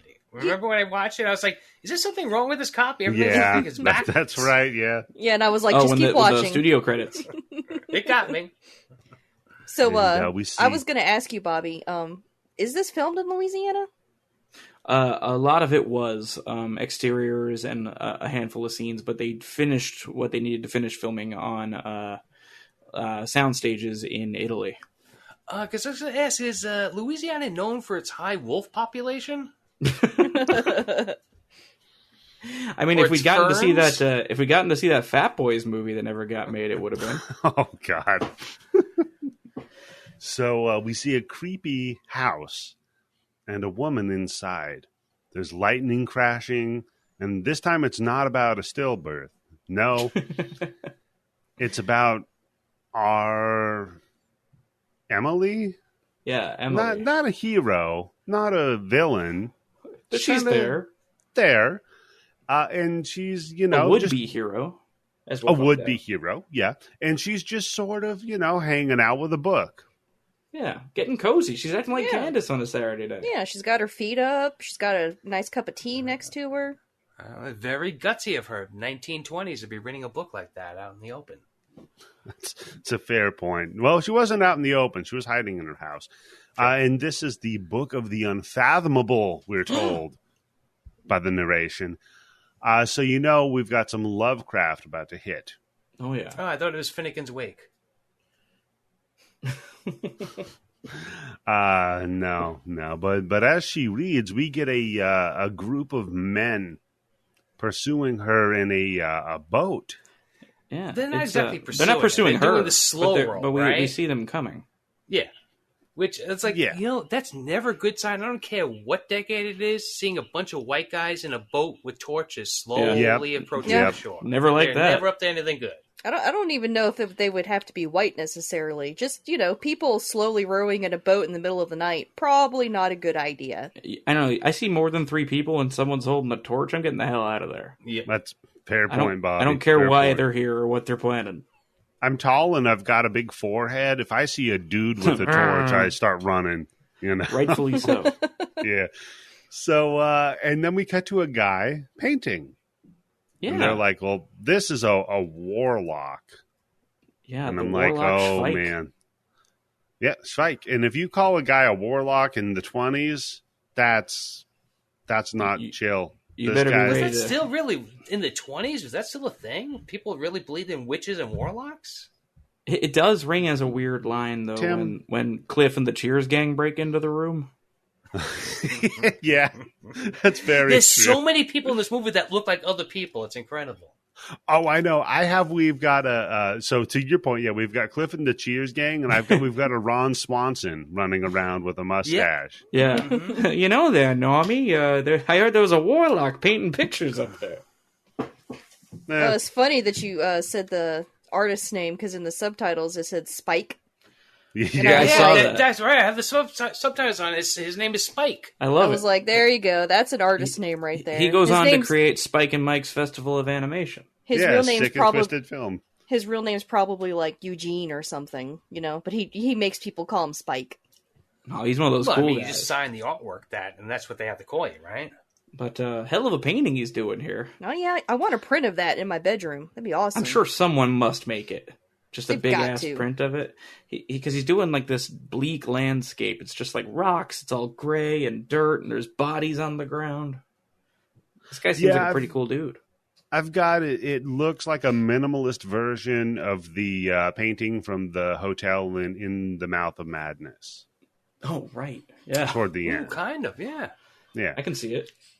So Wow. One apocalypse trilogy meets another. So they start beating him with chains. And I'm going to take a little bit of umbrage right now. I know I've seen Ghost Rider beat people with chains, and he does a pretty good job of it. I've never seen skin split from a chain strike the way it does in this movie. You know what? I really like this effect because, yeah, Eddie, we've seen this in a million movies where people get hit with chains and shit like that. Mm-hmm. And to me, this looked like the most realistic thing of like what would actually happen if you really got slapped across the fucking face. It'd really fuck with you a up. chain. With a big old chain. Yeah, I don't think it would go so well for you, and it does not go well for Spike. For old Spike Spike. They're like, this is for having a stupid name. I'm an artist. I need something. I need a hook. So they just Nobody's going to buy this kind of painting of dread and fucking nihilism from Eugene. Yeah, that's so true. Listen, if this was just a podcast hosted by Eddie Jefferson, nobody would listen to it. Nobody would care. I wouldn't be guesting on it. I don't even care. That, you know what? I've heard that a lot of times, Candice. Hasn't stopped me yet. So just the thought of Eddie Jefferson makes me want to leave. It makes me want to throw up. Just like, that sounds like a person who was what? Huh? Wow! Holy shit, Candice. No, I was remembering the jury duty conversation. Oh, God, yes, with how Eddie can't get out of jury duty because he just can't get called into the room to pretend he's a racist. Just like Eddie, just point to your face, your big head, and your beard, and go, You see the gray beard? No, when I hear the name Eddie Jefferson, I think of the famous American jazz vocalist. Oh God! Yep. What was his name? Yeah. You know what? Maybe that's how we're going to get more listeners. We get the jazz crowd. Yeah. Get some jazz guys in here. Hey, there's jazz in this movie. We're going to bring them in. There. Oh, my God. I'm so glad you brought that up, too, because... Wait, hold on. You know what? Score. I got a great idea. You know how Bobby and the Grindbin sponsor wrestling events, right? Mm-hmm. I'm sure it's going to cost us a hell of a lot less to sponsor a fucking jazz concert. There's a The big Bloody Bits Horror crossover. Show presents There's a Like big a six-pack Pancho crossover year. Sanchez. between jazz fans and horror movie fans. I would actually think there might be. Yeah, I remember I'm I sure saw there is the- some crossover. I saw the Ron Kobayashi trio, and they were like, "This next song is about The Shining." Yeah, it's the horror movies that you don't see.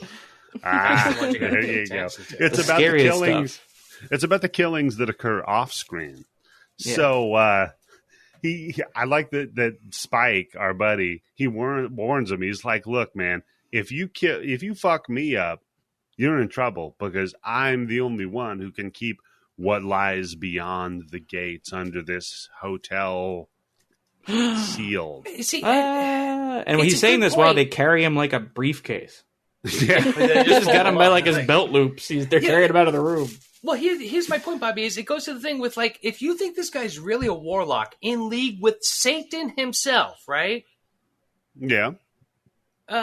You're just able to show up and take care of this fucking guy 1, 2, 3, no problems. There's no fucking fire spitting out of his fucking mouth or something like that to protect him. There's no demons popping up. Well, the devil's the prince of lies. They just know he's going to try and say something to trick you into stopping, so you can't listen to him. You just got to Yeah, keep one of at those it. tricky things, like how the devil, if he lets you sink, that means you're not a witch. But if the devil lets you float, that means you're innocent. It's almost like it's all bullshit and not real. Yeah. Yeah, that's exactly the point. Is that these people really thought if people in Salem really thought that those women were really witches, right? Instead of They just didn't. being smart fucking midwives or something like that, Right. they would be terrified of those motherfuckers. Right. I'm But still they not never did, though. convinced, though, that every woman just isn't a witch. Or at least, every man is an ungodly warlock. That is also possible. So I mean, they if you want to count every chick who has crystals, yeah, I guess you could say that. Yeah, that's true. So they bring him downstairs, and then they whip a bunch of boiled cream of wheat on his face. Yeah, they gave him the old oatmeal bath. Supposed to be good for the No. skin. I thought that was Fun plaster of fact. Paris. I thought they were like fucking like plaster them into the wall or something like that. But no. No, it's quick lie. Quick lie. Yep, quick okay. lie. If you want to get rid of a body real quick. This episode of the Bloody Bits Horror Show has been brought to you by Quick Lie. Use promo code Bloody Bits for All your quick Bloody lie Bits. needs. and Tip: don't use the Yeah. code because that's how the cops are going to catch us. Yeah, they'll track you with listen it. in next week as I make my balls hairless using Quick Lie. Who needs the truth when you've got a quick lie? Get a quick Look, lay. if you have a choice between Quick Lie or Manscaped, I think it's pretty obvious what you're going to go for, right? Well, they manscape old Spike pretty easily with this stuff. 'Cause, They did man Spike old Spike. Because then they give him the old rigmarole of the Jesus on the cross and nail him to the wall. proper way too, through the forearms. Yeah. Yeah, that's right. That's the real way you crucify somebody. Ain't gonna work Yep. through the hands. That shit's gonna split. Yeah, unless the guy's like fucking 16 pounds, you're not going to be able to pull that shit off. And this Spike guy's pretty thin, but I don't think he's 16 pounds. He's a starving Well, artist. His name's Spike. Thin as a spike, not thin as a rail. Right. Yeah. But So his head as- dissolves, and that's fun. As this is going on, we see Emily's quiet night of reading isn't going so well. The book burst into flames. Yeah. She was reading too That's fast. She was Some speed religious reading. person found out she was reading a book. No! Lit it on fire. You know what? I've seen Short Circuit a few times, and he reads real fast, but the books never burst into flames. Well, Short he- Circuit took a lot from this movie, though. Like if Yep. you turn up the volume real carefully, you can hear Spike go, "No disassemble." You know what I was thinking about Short Circuit, right? So he in Short Circuit, that was the robot was Johnny Five, right? Johnny Five. Yeah. I haven't seen that movie since The it robot came out was on John VHS. 5. Holy Yeah, shit. he was Johnny Five. Number 5 is alive. Tim, Number you remember 5 is that still one? alive, I think, for the Right? sequel, right? Oh yeah. And yeah. So then, Tim, have you ever seen Con Air? Oh no. Yeah. But Oh, it's been boy. a So- long time. God. So With Danny most Michael Mann Trejo- movies, one and done is okay with me. Yeah. So do you remember Donnie Trejo's character, Johnny 23? And nope. He had a tattoo of a rose bush that had 23 roses on it for each person that he had raped. That was his gimmick. Wow. Yeah, that was his gimmick. So does that mean that Johnny This Five military from robot. Short Oh my Circuit god. Oh my god. had raped 5 women? The Eddie, he world was will in the never know. military. Of course it means that. Oh, yeah, that's true. Yeah, it's a cover up because he's a very valuable piece of equipment, right? If only there were cameras in Afghanistan, they'd call me Johnny 600. Ha ha Ha ha ha ha. Does not compute. ha. And you just Wow. got a white dude pretending to be Indian. Anyhow, so Oh my fucking god, that's right. Yeah, Fisher Stevens doing Fisher it. Stevens. Oh. that piece of shit from fucking Hackers, by the way. Well, no, I know Fisher Stevens because he's been on like 3 different SVU episodes, and guess course what? he Each has. time he's the rapist. Of Wait, course, he's Johnny Five. wait. Fisher Stevens, do you mean Fisher Ellis? No, Fisher No, Stevens. Fisher No, Stevens. Oh, well, who the hell am I thinking of? That's No what we one don't know. knows, Who you thinking? Candice. I don't Some guy know. you know? Why don't you, You know hey, another Candice, Fisher who does brownface in movies? Candice, Not in do me a movies. favor. Go look up who you're thinking of and report back. So, Okay. Some guy from high school. yeah, Fisher Ellis. It was just some dude with a robot that was raping people. So we flash forward to 1981. We meet Lisa, the inheritor of the hotel, The which is Seven now Doors Hotel, which is a Seven weird Doors choice of Hotel? name once we figure out what's going on. Yeah, because first of all, there's at least 36 rooms in it, so there's more than 7 doors. Absolutely. Yeah, so stupid name. So she inherits this hotel, and it is old and decrepit and abandoned. And she's outside with her architect friend Martin. discussing renovations. And he's not even going to charge her for the work. He's such a good guy. We like Martin. Martin, yeah, he's kind of a good guy. He's fucking obnoxious, but Yeah. he is kind of a good guy. And while they're discussing the renovations, we see a couple of guys painting a wall up on a scaffolding. I'm gonna pose a theory to you real quick. Mm-hmm. A painter did something wrong to Fulci Right. because He's got a real We're problem about- with painters. 5 minutes into this movie, and this is going to be the second painter who has a massive problem. Because one of the painters in the scaffolding looks in the window and he sees What does he see? Fucked up eyes. our lady friend. Yeah. But now she's got Bad What's case his of name? cataract. A bad she's case got of Wes deaditis. Borland eyes. West Borland eyes, yeah. Yeah. She's in a dog suit. She's jumping around playing the bass. Yeah. He's a guitarist. Don't correct me. Yeah. He's a Don't send guitarist messages to us. It's okay. All From guitars are the same. the Come band on. Limp Bizkit. You play guitar. There's no difference. But fun bit of trivia here. This guy who the painter on the scaffold who sees the eyes is at the time the head of the Louisiana Film Commission. Oh, Oh. shit. So not only did he sign off on this movie, but he's like, Nice. "Let me die in it." Oh. That's fun. He dies pretty spectacularly because he falls like, Like Mick Foley A off the Hell in a story? Cell. oh, god damn, yeah. Someone needs to put Jim Ross's commentary over He this. really Just, doesn't "My fall God, they that killed far, him." right? And it's on grass at least, too. But it's a Hey, by the flat way- back landing, though. I made a you wrestling got to break those comment. falls with your ass on your head. Don't. I made a put the wrestling pressure on your comment back. in our last episode, and you fuckers shit all over me. Well, we expect Bobby it from Bobby. gets specific to Mick Foley, Hell in the Cell, and then you're like, "Oh, that's hilarious." Yeah, fuck Yeah. you. I don't They remember know my saying that. they know my shtick. They know my gimmick. Don't Yeah, put because words no, in my Bobby mouth. actually enjoys wrestling. I think you just call it out. That's it. Yeah. Yeah, I don't enjoy it. That's right, Tim. I mean, to be fair, I don't enjoy anything, so that makes sense. So He's yeah, a real he Fulci, falls this down. guy. It I am, yeah. it made me think of every time. Eddie, that's how you get a jury duty. Bring Mr. fucking Sock Puppet with you. Yeah. It made Sorry, me think Candice, of go every ahead. time I'm washing the windows and I see my one-eyed cat just appear on the other side. Then you see me Oh, like God. flailing, falling backwards. Oh no. So this dude that falls down though, he's like barfing up blood and muttering to Second he himself. lands. And I'm like, dude, I've seen Al Bundy fall off a roof 1,000,000 times. It's never this bad. Usually he shakes it off. Far. I've never had an injury in my whole life where I fucking gurgled up blood, but Yeah, I don't think I've had my shit rocked hard enough for me to vomit blood before. No. So they call in Dr. John. Now, Dr. John is going to be a staple of this movie. Why? Why not? Because Why he's not? handsome. Because he's David Warbeck, baby. We Yeah. got maybe James Bond. Hell yeah. Dr. John Bond. We got 00 maybe. Absolutely. And, Who, once again, is in the right place, but at the wrong time. yeah, it's true.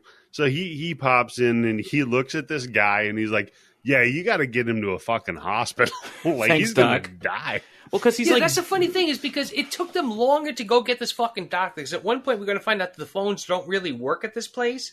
So they had to bring this guy into the fucking house, send somebody to the doctor, and then have the doctor come back. Just take this guy to the fucking hospital or Yeah. take him to the doctor. Because at this point, by the time Dr. John gets there, this dude has soaked through the couch. Yeah. Well, there's that's coming like- out of his fucking pay. He's bleeding out of More- his ears at this point. Like, this dude is More- done fucked. His ears, Yeah. if he's lucky. more of him is outside of his body than inside of his body. Like, it's a problem. Yeah, it's all coming out of his mouth. He's spitting Yeah. up his intestines for some reason. I don't know, man. So they're like, all right, cool. Well, we'll get him to the fucking hospital because I guess. the dude looks like fucking hell. So He's toast. I like how they just gently pick him up, too. It's like- you grab his Yeah. feet, I'll grab his arms. they're very gentle with him. And then they find the painting that's inside of the they take a break to like discover the artwork Dr. John does. He's like, oh, that's a fascinating painting. What's going on there? And she's like, I don't know. I inherited this shit. And right about then, she gets a call for room service from room 36. Yeah, the At little, first, I like, thought, old what school... the fuck kind of alarm clock is that? It only shows the minutes. It doesn't show the hours. It's 36 Is oh, very get up. confused. But That I fucking like clock that. from The Odd Couple. You can never tell time. Okay. Dead silence. Okay, all right. I don't remember the clock from The Odd Couple. I've never seen it. Tim, explain the clock from The Odd Couple.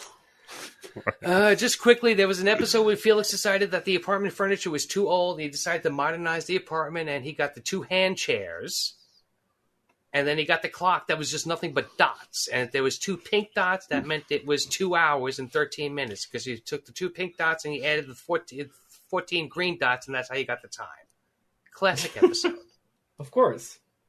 Yeah. Oh, you know what? Now that you bring it up, I remember it. So, Bobby... Our next bonus is going to be all about the Odd Couple. Yeah, it's going to be you and yourself. That's the Odd Couple. So then they're like, it's probably Arthur, that drunken scamp. You're like, I don't He's know. up Are the in- keys wet on that thing? This Was is that- the wettest yeah. motherfucker I've ever seen. 'Cause that's Who's how not you'll know if coming it's out of the Arthur. ocean, right? This guy's Aquaman. That's why his name's Arthur. He looks like the. Hey, I'm going to do a comic book movie reference. You guys ready? I'm Okay, so here ready. we go. Remember I think it was a district attorney in the X-Men movies that they were like, Yes. we're going to turn Oh him no, into he was a mutant? senator. Senator Yes, Robert yeah. Millard, Willard. It was played by Willard, Bruce the guy who Davison. fucking played Willard in the Rat movies. Yeah, it was Crispin Glover. That's And, right. they made him all no. wet. Talking about remakes around Tim. I don't know. That's a pretty good one, though. That is a good one. I like Crispin Glover, though. I don't know. So, yeah, then we've got Arthur the drunken scamp. This guy's just creepy as shit. He's up in the room This looking guy, for he's a just key. constantly jerking off somewhere, right? That's Oh, the yeah. thing. That's yeah. what That's why he's always that's the note sweating. that I have. That's why he's up in her room, like looking around, looking all sweaty. Is Yeah, because he's looking for a key. Yeah, he that's just- right. Yeah. In my just- panty drawer? he just jacked off Tim- all over the place Yeah. in there. He's looking for a key to unlock this nut. Here, let this nut out. So then, Tim, you're gonna appreciate this joke. Tim, you ready? Joe the plumber shows up, and I'm like, what is this? The 2008 election? Let me tell you, I went on fucking Wikipedia. I looked that motherfucker up. He ran for fucking Congress, and he lost, right? That piece of shit. Yeah. He had a whole thing. He didn't pay his taxes. And the biggest thing, this is something I found out very quickly about Joe the plumber. He was really big in the 2008 election. And this is when it was Obama versus who was it that was running? Romney. It was Mitt Romney. Mittens. Romney. Okay, McCain was the second one. And those are right, McCain. Yeah. And this guy shows up at a fucking Obama thing, and he's like, I have a plumbing business, and I think the taxes that you want to put into effect are really going to hurt my business. Come to find out, he doesn't have a business. His defense is that 6 years ago, at that time, on a job interview, he talked about one day, like when they say to him, where do you see yourselves in 5 years? And it's like, well, maybe I'd like to have a plumbing business. So he never had the plumbing business. He was supposedly working under somebody's illegal fucking plumbing license where he wasn't supposed to work except for something like they figured out some shit for him where he could work in like a 3-block radius because he didn't have a license. What the hell? Yeah. And just one thing after the other with that fucking cocksucker Joe the plumber. Saying you have a plumbing business, Tim, I own plumber's tape, nylon tape, and a few wrenches. I can say I have a plumbing business. Oh, and also that year that he said that, he made $40,000, which I think if you adjust it for inflation is like $70,000 now. So he wasn't fucking poor when he was talking about that shit. Yeah. Okay. But no, that's a good dude. Let me tell you, I wish I fucking went to plumbing school and I had my own fucking plumbing company. You got to put up with a lot of shit. But you make fucking money. He's a plumber like we're professional film critics. Exactly. Yeah. Oh, God damn it. I mean, I do get paid to do this, so I guess I am. We're idiots that people like to listen to. No, hold on. No, Bobby, we all have Patreons, right? Yeah, so that makes us professional film critics. So we get paid to critique films. Wait. You get paid? There it is. No. I mean, metaphysically something. Metaphysically. I keep looking at our Patreon. I'm like, I wonder what level we have to get to where I see like $3 of the money. But hey, one day it'll happen. Yeah. We get some free ball stuff. Fucking nice, people. If you would subscribe to it and I could get over... If I could get over $197 a fucking month after Patreon takes their fucking fees out and PayPal takes their fees out, and I have to pay for all of the hosting, I have to pay for Riverside.f, all the other Tim fucking and Candice, bullshit. You each owe Eddie $50. No, you know what?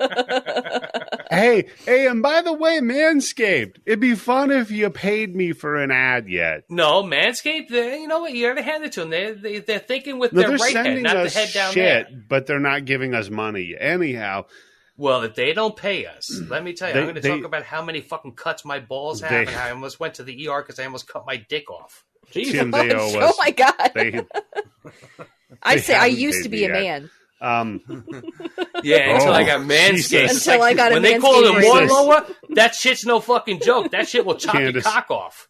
Candice got involuntary bottom surgery. So anyhow. Love that band. Oh my God, that'd be a great name for a post-punk thrash metal band. Goddamn. So Joe the plumber.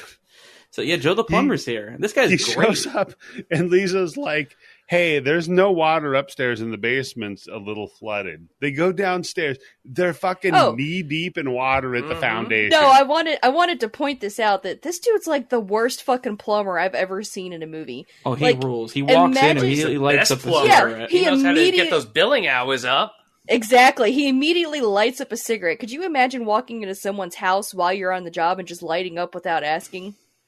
You're not old enough, Candice. No. He offered her the cigarette first, and she just went like, "Oh, okay. Well, that's polite then." Yeah. And then she's like, "How long is this going to take?" And he's like, he goes, "It'll take as long as it takes." Yeah, because he's charging labor by the hour. Unless you want to get stuck underneath the sink, then and then he puts a giant hole in her wall without asking her first. Well, no. When I saw him doing that, I'm like, yeah, look, you got to find out what the cause of the leak is, right? There's two pipes coming out of the wall. It's coming out behind the wall. How the fuck is he going to fix it if he doesn't get to it? Well, listen to this. Was the next I move just because had then plumbing. it was going to be like, Go ahead, Candice. Sorry. Hello? Hey. Yeah. Go ahead, Candice. Oh, so sorry. Sorry, my mic cut out or something. But no, but like I had plumbing work done recently and they had to put a hole in my wall, but they were like, "Hey, I have to put a hole in your wall." Before they fucking did it, they didn't just do it and was like, "Oh yeah, by the way, there's a hole in your wall now." I don't fix that. He has the card for my brother-in-law who does all the brickwork. There it is. Yeah. Tim, I appreciate that. And by the way, the whole, like, how long is it going to take as long as it takes? Actually, I'm watching it right now, and that's exactly the part that I'm up to, where he's breaking down the fucking wall with the spike. Yep. Though, I gotta say, while his answer is a bit snippy, she asked him that in the doorway to the living room. I'm like, he hasn't even seen the problem yet. No idea. I mean, that's true. No Can I get an fucking estimate? clue. Yeah. Yeah, because she also says the basement's a little flooded, and they actually have like a fucking walk bridge that they have to put in this fucking basement. So, yeah, it's a little flooded. This is when Martha creeps up. Yeah. Now we get to see the Martha to the Arthur. Yeah. The other half of that fucking odd couple where both of them are odd. And she's like, "Hey, I made you I cleared a path out for you, Joe." And then she stops Lisa and she's like, "No, not you. You're not allowed to go down the path." I know it's your property, but no. Yeah. And I love, though, that, she tells him that. He's like, "Yeah, great, lady," and then just starts wading into the basement water. Yeah, he doesn't go through her path. He's just like, "Yeah, fuck you. Do. So then he finds the leak in the wall, and like he said, he just starts making it bigger. Reveals a secret tunnel. But then the water stops. Once he breaks through the fucking wall, there's no more water coming out. So job Something done. strange going on. Send the bill. That's it. Yeah. Should have turned around and left. Yeah, Then I'm sure she's he not going to have, finds- erosion problems on the foundation of her hotel. I'm sure what she needs to do is just patch that shit up and then sell it. You ain't what she saving needs that to do shit. is just fucking sell this hotel for whatever the fuck she can get out of it. She lives in New York. Why the fuck does she want this hotel and open up a fucking place she'll in tell Louisiana? Like everybody else from New York, she'll tell you over and over and over and over again that she lives in New York. Yeah. Well, yeah, No. it's something to be proud about, Candice. What'll happen is she owns it. So what she's going to do is the bare minimum to rehabilitate it and then rent it out to everybody. Oh, yeah. The landlord special. We're hitting those walls with some white paint. Oh, yeah. So Joe hits a mud wall and he starts fingering it. He hits the back wall. He hits the back wall, starts fingering the mud. And then the mud wall starts falling apart and a slimy hand reaches out, Pretty dope. grabs his face. It's like the hand from that Goosebumps cover. Yeah, dude, it really Don't go in the is. basement, right? Yeah, well, definitely don't go in Yeah. the basement because this one fucking just plucks his eyeball out. And that's a Fulci signature. Is Yeah. the It eyeball is trauma. eye He was trauma. real big on Yep. that. The idea that when you see something you shouldn't have seen, you have to end up blinded in some way, even as you're dying. So he loved doing that in his movies.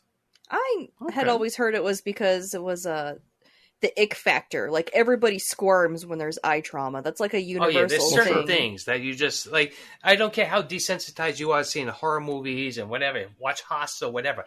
There's certain things that when you see them, it still just gives you a fucking, like, what the Ugh. fuck? Speaking of Eyeballs, Achilles heels, right? That's it. speaking of things that trauma that makes you squirm, I'm not going to say specifics, but there's a part in Stranger Things season 4 that I was like, nope. Like I was squirming in my seat, and every time the trauma would happen again, I'm just like, no. So look forward to that. Okey-dokey. Yep, look forward to that, Eddie. Yeah, it was somebody saying the wrong answer to who built the Great Wall of China, and then nobody corrected them. And Candice was losing it. And Candice is like, no. I have to tell them. Who can I email? Look, if you don't want That- me to correct you, don't be wrong. That teacher forgot to assign them homework. Yeah, that's Candice. So I Lisa once takes on a off. different podcast, real quick. I once saw an amazing checkmate happen. There was a woman and two men on the podcast, and the woman mentioned a thing, and the guy said, "I don't know what that is," and she described that as mansplaining. What? That's not really mansplaining. I'm aware, but this is a perfect checkmate because these two dudes can't tell her that now. Oh, that's then true. they'd be mansplaining to her. Yeah. So they just had to sit there. I was like, man, this is like Are that you sure they Highlander sat there? move where like it was you probably lock in edited position. out where they both went on Oh. 20-minute rants. It's like, no, let me tell you something, Eddie. honey. Eddie, that's the hero of the week. Let's get the riff. No. I have another It can't be a hero of the woman. week planned. No. The hero of the week can totally be a woman, but I have another one planned. We'll do that next week, though. Okay. Uh, So yeah, Joe gets his eyeball squished out of his face. and Joe's eyeball just gets plucked right out of his fucking face, and It's he's gross. dead. Then Lisa takes off. She's got to head to town for some supplies, but she gets stopped in the middle of the longest bridge ever. Yeah, where the fuck? This Okay. this can't be Louisiana, right? It's a real bridge. It's over a lake. I know it's a real bridge. I didn't think it was CGI. Ooh, Mr. Carter! Mr. Carter! Yeah, Go Calling ahead, me. Horseshack. Calling me. Calling me. Please, Actually, Candice. Go Candice ahead. is the Horseshack of this podcast. Okay, I can't actually say the names of the bridges because they're really long and complicated.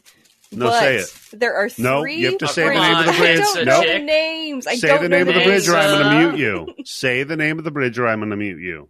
I don't know the names right Do off it. the top of my Look head. it up and Ryan, say it. come on, Look it up. Candice. Look It's it up. three Mangle the bridges. fucking simplest words. Fuck. No, Look it up. I'm gonna fucking look it up right now. Anyway, Okay. they're three of the longest bridges in the United States. Mm-hmm.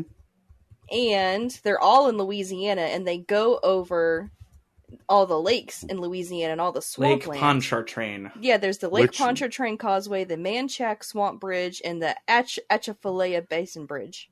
And they're all in Okay. Louisiana. It's And the when were they built? Atchafalaya. Atchafalaya. When don't- were they built? I don't know. I just Googled real quick. It just has their Look a little length. bit more on Google. That's it. No, you're just trying to Oh, distract okay. me so I don't talk. But this is specifically the Lake Pontchartrain Causeway that they're using. Yeah, it's insane how long those bridges are. They're marvels of modern engineering. I mean, they would definitely expand over Terabithia, that's for damn sure. So, in the middle of this bridge, though, there's some crazy woman. With the With her worst guide dog dog. ever that guided her yeah, into great. traffic. For real, I think that guide dog. What's wrong with that this guide sidewalk? dog is how your lawyer gets you off for fucking vehicle manslaughter, right? The dog didn't fucking tell her anything to move. It's the dog's fault. There's a He's got her car in the middle of the coming. street. She's in the middle of a busy causeway. Not busy. She's the only Not that fucking busy. car on the goddamn causeway, Candice. Whatever the hell that is. I know, but usually it is busy. I don't know how they got it where it wasn't. They put a blind chick with a fucking seeing eye dog on. Yeah. It. That's it. Nobody fucking. It's gonna. Hold on, we got to get the blind lady off. Stay here for 20 minutes. I've seen that movie. So then Liza, she slams on the brakes and gets out. She's like, what the fuck are you doing Yeah, out I would here? have slowed down a lot sooner than she does, but okay. I mean, I would have just swerved. But anyhow, Honk the horn. she's like, what's going on out here? And she's like, not much. Hey, you want to go hang no, out? she's like, at- oh, are you Lisa? It's Oh, like, yeah, I how know do you you. know my name? She's like, I've been searching for you. And then she's like, you should get rid of the hotel. You know what? I would at that point. I'm like, I was already thinking I should fucking sell that shit. I could just buy like a nice little condo in New York for the money that I'm going to get for that hotel, right? Yeah. Well, no. Tim, a condo in New York, that's got to be like $2.5 million, right? Now it is, yeah. I was looking on Zillow the other day, and Jesus fucking Christ, God, why would you do $500,000 won't buy you shit in a condo in New York. Nope. It'll buy you one of the rooms. Oh, did you see that New York Times article that was like it's like they discovered roommates, that those exist? It was like how these women, like four strange women live together to get Pick to by live in in the a city. loft. Oh, you're kidding. You have to live with strangers? That's called Candice, roommates. one time I lived in Manhattan. I lived on well, I won't give the exact address, but on 28th Street down on the east side. And the apartment downstairs from me was the entire floor. So there was like 3 or 4 bedrooms. It was really, it was incredible the way they set it up. And it was nothing but a constant fucking flow of chicks moving in and out, in and out. They were all college girls. Yeah. And they were fucking, at one point, there had to be like fucking 12 of them in a room. Now, maybe there's something else going on down there. I didn't notice, but Yeah, I mean, Yobo was no, just Arthur high at that turnover point. rate. I did that in college. You would just put out an ad on Craigslist because I lived in a townhouse and be like, we're letting out a room. You share a bathroom. You also And share bam, the living 12 space girls in the come to your kitchen. house. And then, yeah, so we just had complete strangers moving in. See, I've never had roommates. I could never imagine living with roommates. Fuck that shit. You not get my used to favorite. it. Nah. I didn't fuck enough, so I didn't want to have my roommate coming and getting fucked all the time, so better live by yourself. Oh, man, that got pointed out to me because our beds were pushed up against the same wall. I didn't think about it. And Candice, you never, all that time, you never moved your bed to the other side of the room? Well, it was like a queen-size bed in this tiny room. There was only so many places I could put it. And someone was like, he's having sex with her like 6 inches away from your head right now, right? I'm like, oh, god damn it. These are the things you don't want to think about. On a good night, it's only 5.5 inches away from your head. Like, I don't think he's And going on to the bust other hard side of the enough for wall, it to you be an hear- issue. There's only so many places I can put it. So, yeah. Then I would be Martha, Candice's friend pointing that out. Yeah, Yeah, definitely. it's like right next to you, right now. They're having sex. You always know because the music turns up really loud because they're trying to get some privacy. yeah, exactly. And then you turn your music up and everybody agrees nothing's happening. So Martha learns Joe's fate. She goes downstairs and he's fucking dead as hell. His brains and guts and blood are all liquidy and spilling out of his eyes and his mouth. Oh yeah. Oh, and they find a bonus corpse, by the way. That's always That's nice. good. Yep, always nice. And it's yeah. it's Spike. It's our buddy Spike. And then we I have a cut to question. the Where are the police in this movie? Non-existent.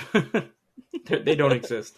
This is what happened. Louisiana, This is a- Tim. I just Uh, thought bleak. about that. I watched this movie 1.5 times already, and I was like, yeah, See? there's no cops. If you defund the police, you get the beyond. That's a warning. Tim, this is no, Bobby. I wish it was that simple, but this is Louisiana. They're out hassling minorities. Right. Oh, that's Right. true. Well, look, even if you defund the police, they'll do that part for free. Don't worry. Fair. That's a fair point.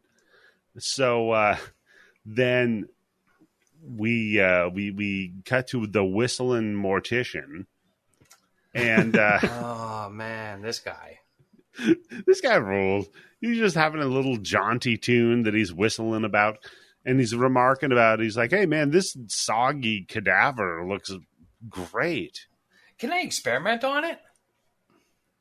Yeah, he's like, Sure. "I want to hook him up to my brainwave machine." Anyone Like, else what? think it looks like Clayface from Batman the Animated Series? No, No I one mean else got nerds that probably connection? would. No, because Clayface is like Like a huge, nerd dude. that was He's watching like a that big probably hulking would. mass, isn't he? Yeah, but I just thought with the face because it looked like clay. Oh, okay. I was like, it's She said Clayface. clay face, not clay body. Yeah. right. Of course, I get those characters mixed. I thought he looked a little bit like the dude that got the toxic waste from RoboCop. Well, Emil. the problem I have with this guy is this guy should not be a fucking doctor or working in a hospital at all. Because if he thinks that hooking a fucking brainwave detector thing up to dead fucking bodies It's is gonna going to do actually anything? work, yeah. What the I fuck mean, is but- wrong with this guy? Timmy's working. They just let him work with dead bodies. They're like, what harm could he do? He can't kill a dead body. I mean, it's not like he's selling fingers or anything like that in candy snatches. So I guess Right. he's Yeah. the better average morgue assistant. That's like Yeah, the they're like- that's like the character from Scrubs that's like really bad at being a doctor, so they make him a coroner because Never they're like, seen well, that. you Yeah. can't accidentally kill him. Yeah, they're like, look, you want to hook your machine up to him? That's fine. Just make sure when you're done, you bring him back down and put him in the Oh wait, so freezer. maybe this guy started working in like the floor that had like the live people, and he was doing this, and like we got to get rid of him, but he's union, we can't fire him. Where can we put him? Put him in the morgue. That or this is like, there's a separate movie that's going on that's his Forrest Gump story where he just kind of stumbles his way across America. Maybe his brainwave machine is I what got- fucking brings all these zombies back to life. You know what? I had that thought too, that this could also be a secret Herbert West. Oh, I like that. We're getting into Lovecraft stuff. It makes sense. Yeah. Exactly. Full circle, So- see? But no, that does. I'm like, dude, that's not going to work. The guy's brain's dead. So the mortician leaves the cadaver to hang out on the scanner, and as soon as he leaves the room, it starts beeping. Yep. And just then, Joe's widow and daughter pop in for a quick look. Oh my fucking god! We meet Marianne the plumber, and Marianne the plumber, and Jill daughter the plumber, Jill the daughter. plumber. Yeah. And notice that both the parents are brunette, but their daughter is a ginger. Seem a little suspicious. The daughter and the mother look about the same age. Yeah, I They think could be adopted. We need to talk to Dave Thomas about this one. Oh, Wendy. Yeah, it could be an adoption scenario, Candice. Don't judge people. I guess so. No, But I like how- no, Eddie, I don't care how desperate you are for a kid that you get to the point where you're going to adopt a kid. Nobody's taking a ginger. Damn. Well, Christians don't adopt. That's true. Oh, that's right. They just force you to have the baby, but they don't want to. Yeah. They say adoption's an option, and then you go interview them, and they've never adopted a child. They leave that up to the lesbians and gays. That is the best question that you ask anybody who's pro-life. Yeah. How many babies kids have you adopted? You fucker? I'll leave it up to the lesbians and gays, and then also try and take away their right to do so. Yeah, exactly. Bobby fucking nailed it. So, anyhow, the mom's like, all right, I guess I'm gonna go, get my dead husband dressed I like up. how they let her just fuck around in the morgue by herself. No, they don't. No, by... Candice, nobody lets her. She just does it, and it says, "Do not entry." Do not entry. Yeah, Do not entry. She still walks in, But she right? entries. As far as so far, we've seen the doctors who work there. They have to press a fucking button to get out of this room. She just walks in. Yeah, a button. Starts That cutting up complicated mechanism. And look, lady, you don't know they're done with the fucking autopsy yet, and you're going to do all this shit. And just imagine, oh wait, we didn't finish it. We had to break for lunch because of union rules. Yeah, that's what it is. So I love, though, that when she gets back in there, the cadaver has to play dead by making the monitor stop beeping. Yeah, good idea. That's just smart, David. Yeah. Well, he's moving about because when we first did the beeping and they zoomed past the face, you could see the actor blinking under the mask. Yeah, that's true. So then the wife finishes dressing him up. No, hold on, Eddie. Okay. Look, she shows up with a pair of fucking scissors just in case she has to cut the back of his fucking clothes to put it on a dead body. Well, right. Yeah, She's not going to pick him up and that put his arms up. They usually do that at the funeral homes. They don't usually do that in the morgue. I was like, I didn't know But you had to do who it shows yourself. up with a pair of fucking scissors in their pocket? Someone who's planning on putting those clothes on a corpse. No, because she tries to pick him up first, and then she's like, oh, I can't do this, so what can I do? And then she gets the idea, let me cut the clothes down the back. So she wasn't planning ahead. She tried to lift him up, and she couldn't dress him. And then plan B was cutting the clothes. Or Tim, alternate theory, she has the scissors with her because she's from the underworld in the movie Us. Oh, yeah. Oh, there we go. Creep on it. Got me. Mm-hmm. She and little Jill are in their red jumpsuits. Yeah, exactly. Oh man, please tell me there isn't two Jills. Yeah, she has really pale eyelashes, and it creeps me out. You notice how pale her eyelashes were? Look, man, Candice? gingers deserve respect. I don't like this kind of... I will say this. She is 100% redhead. 100% redhead. Oh, my God. I don't care how long that dress is. I don't care how thick it is. She's 100... With those eyelashes and eyebrows, she's 100% redhead. That little kid is definitely a natural redhead. She's not a little kid. She's like 32 years old. They just put her in pigtails. There's no way that her hair could grow that long in 16 to 17 years, so she has to be at least 18. This is okay. We'll explain that to the police. Look how long her hair is. Come on, man. Tim, I got a few. I got some AOL Instant Messenger correspondence I'd like to read out loud real quick. Hey, Tim, why don't you sit down right there? Yeah. Did you bring these Bahama Mamas? You can open one. Go ahead. Yeah, you could have one of the Zima Golds, Tim, that you brought from fucking 1985. So, they were Bartles and Lowe wine coolers. Is that right? Bartles and James. Bartles and James, sorry. Tim, I had to That's even worse than you. two. You know that shit. Tim, I had to correct you on your old man shit. God damn it. Anyhow, so yeah, she gets them all dolled up, and then she gets a peek at the cadaver. And as she's doing it, she freaks out, and then a bottle of acid just starts bubbling. I love it. This is fucked up because at first I thought this was just water, right? And I was like, what the fuck? Because it's an unlabeled open jar on a high shelf. Bobby, exactly. That's fucking got to be an OSHA fucking violation right there, right? You have This to label hospital fucking rules. sulfuric acid. See, your mistake here, Tim, is you're trying to make sense of a Lucio Fulci movie. That's You true. don't try to make sense of them. You just go along for the ride. Yeah. Anytime something doesn't That's make why sense, you get away just with just stare at calling a yourself movie in the like mirror and go, Dreamlight. dream Then logic. nothing has to make sense. Sorry, what was that, Bobby? Oh, we were getting to the same place. He just ran ahead of me. So it's all right. It's okay.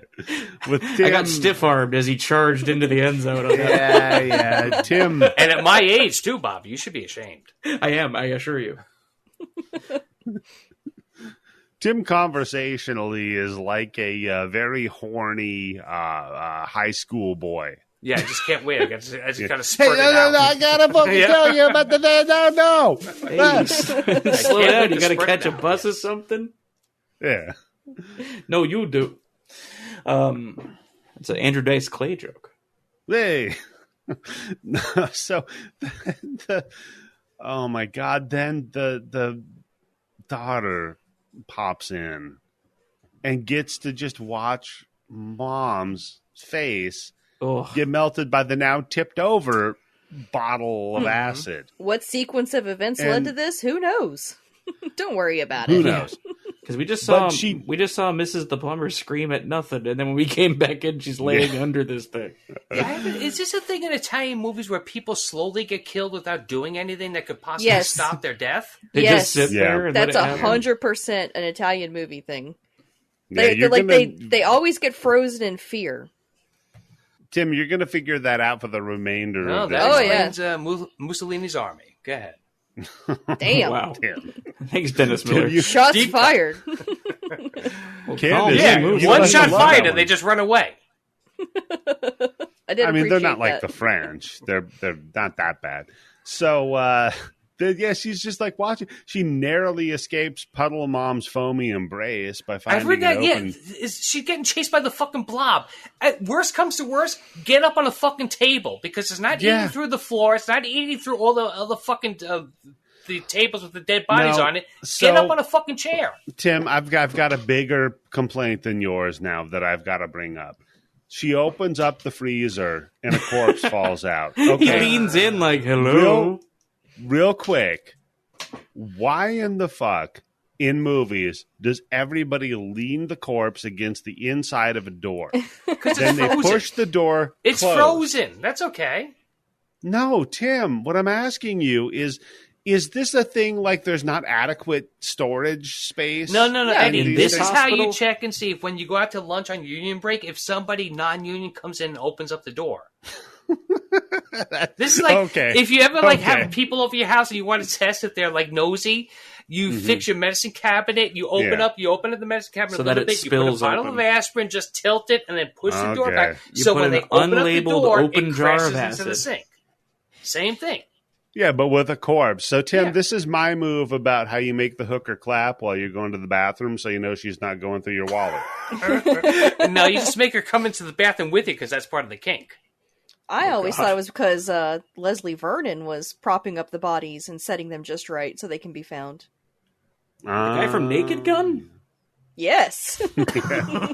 Man, the He rise does a of lot Leslie of Nielsen. cardio. The rise of You just Leslie made Nielsen. Candice so pissed off by not knowing that name. Oh, he knows it. I know, but I would love to see a scene though, where the two people that are working in the funeral, or not the funeral, but Morgue. working down here in the morgue are like.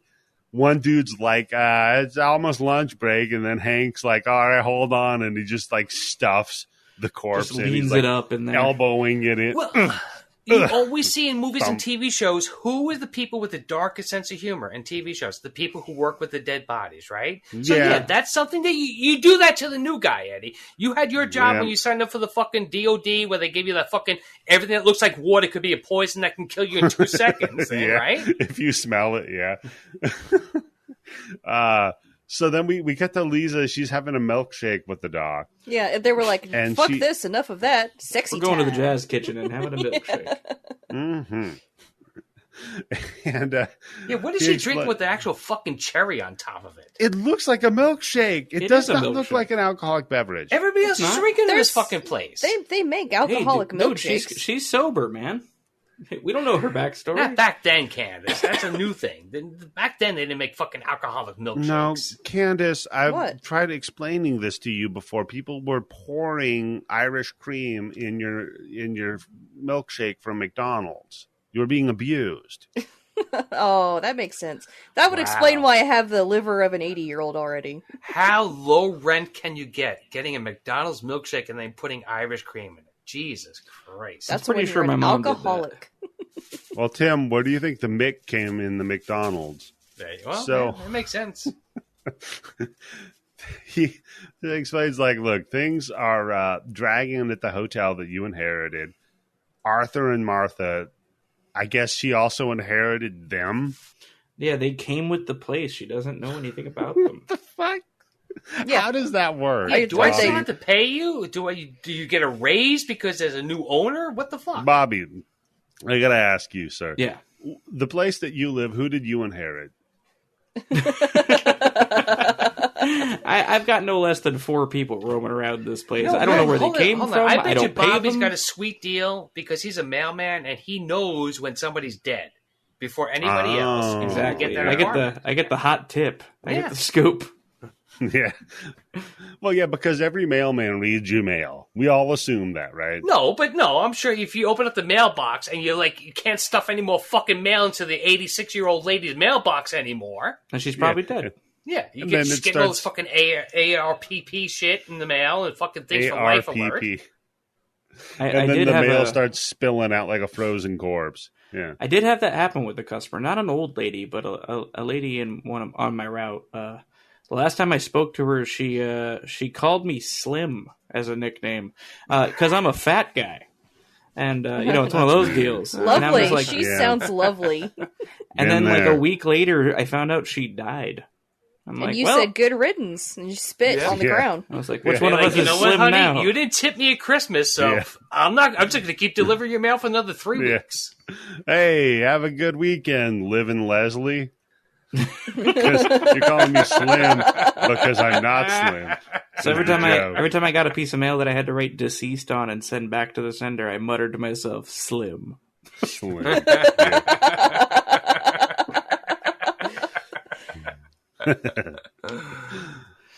Then we cut to the funeral of the now orphan child. Yeah, she's having a good time. Oh, Yeah. man, Jesus Christ.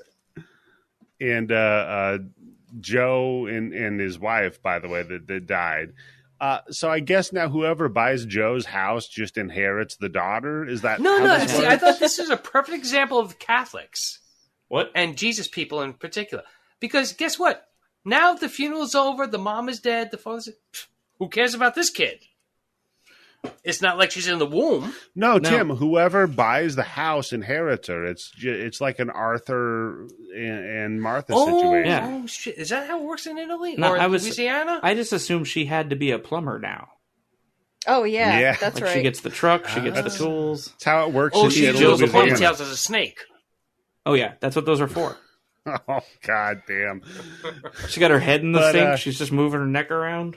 I So- mean, we'll see so later she- on where someone was using their hair as to try to sneak out a drain.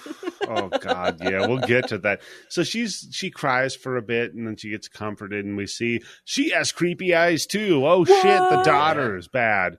We cut She back stared to the into the hotel. abyss.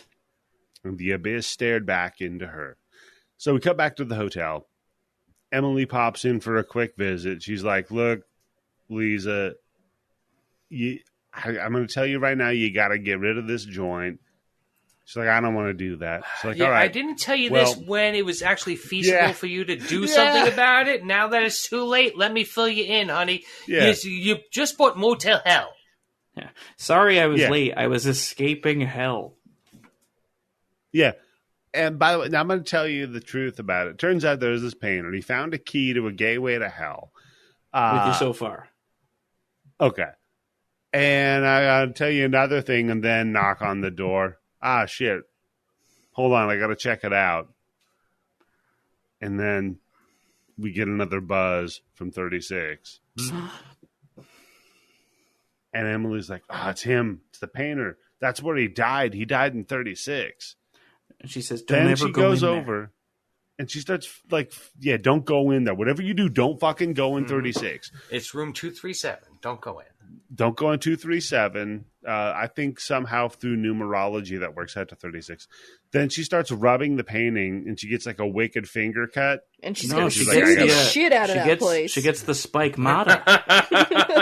No, okay, this isn't the 2000s. Nobody's thinking about suing anybody for anything yet. I'm going to give you credit on that one, Bobby, for calling it the spike motto. Because that's where she starts bleeding, is where he had gotten nailed to the wall. Yeah. Then she runs away, and then Lisa goes to follow, stops, and then closes her eyes. And I have to ask you, fantasizes about her being chased by a man repeatedly. Why? But you don't do that? Why not? Fantasize about women being chased by men? No. I get to see that enough in reality. Yeah, you don't have to fantasize shit. No. It's just I see it. No, I saw somebody's comment that it was like, you notice she doesn't step on specific boards or whatever. I hadn't noticed that. Yeah. Somebody's watched this movie too many fucking times. Was it Bobby's comment? Somebody's watching. No, it's not comment on there. This is beyond Bobby. Robbie This is the, you know how there's like the Bizarro version of Superman? There's like a Bizarro Bobby. That's who it was. Oh, definitely. Yeah. So then after that, what if you're her, right? If you're Lisa, you were just warned about this shit. You've had some supernatural experiences. Emily runs away. You closed your eyes. You had a weird like hallucination about her being chased by a guy over and over again. What do? I call Zach Bagans. Sell the fucking hotel. I would Tim, have the you ghost. sell the hotel. I'd call Ghost Adventures and have them cleanse the hotel, and they'd probably buy some shit. Yeah. They might buy the hotel. You get Zach good idea, Bagans. Candice. Yeah. Bobby, what do? Oh, I wander into the room I was told to stay out of. Yeah, you get a hatchet and then you bust in to the fucking very First place room. I'm going. Yeah. Yeah, the only room that's fucking locked in this hotel, right? Yeah. True. Exactly. Didn't even lock the basement.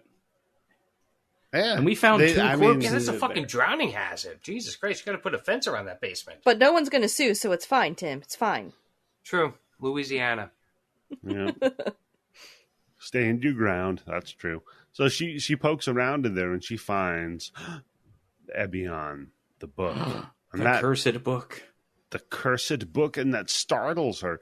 And just as it does, the closet door swings open. And so she pokes around in there. She's like, I don't know. Maybe that something happened and maybe it didn't. Peruses the wares. And she's like, I got to shit. So she heads toward the bathroom.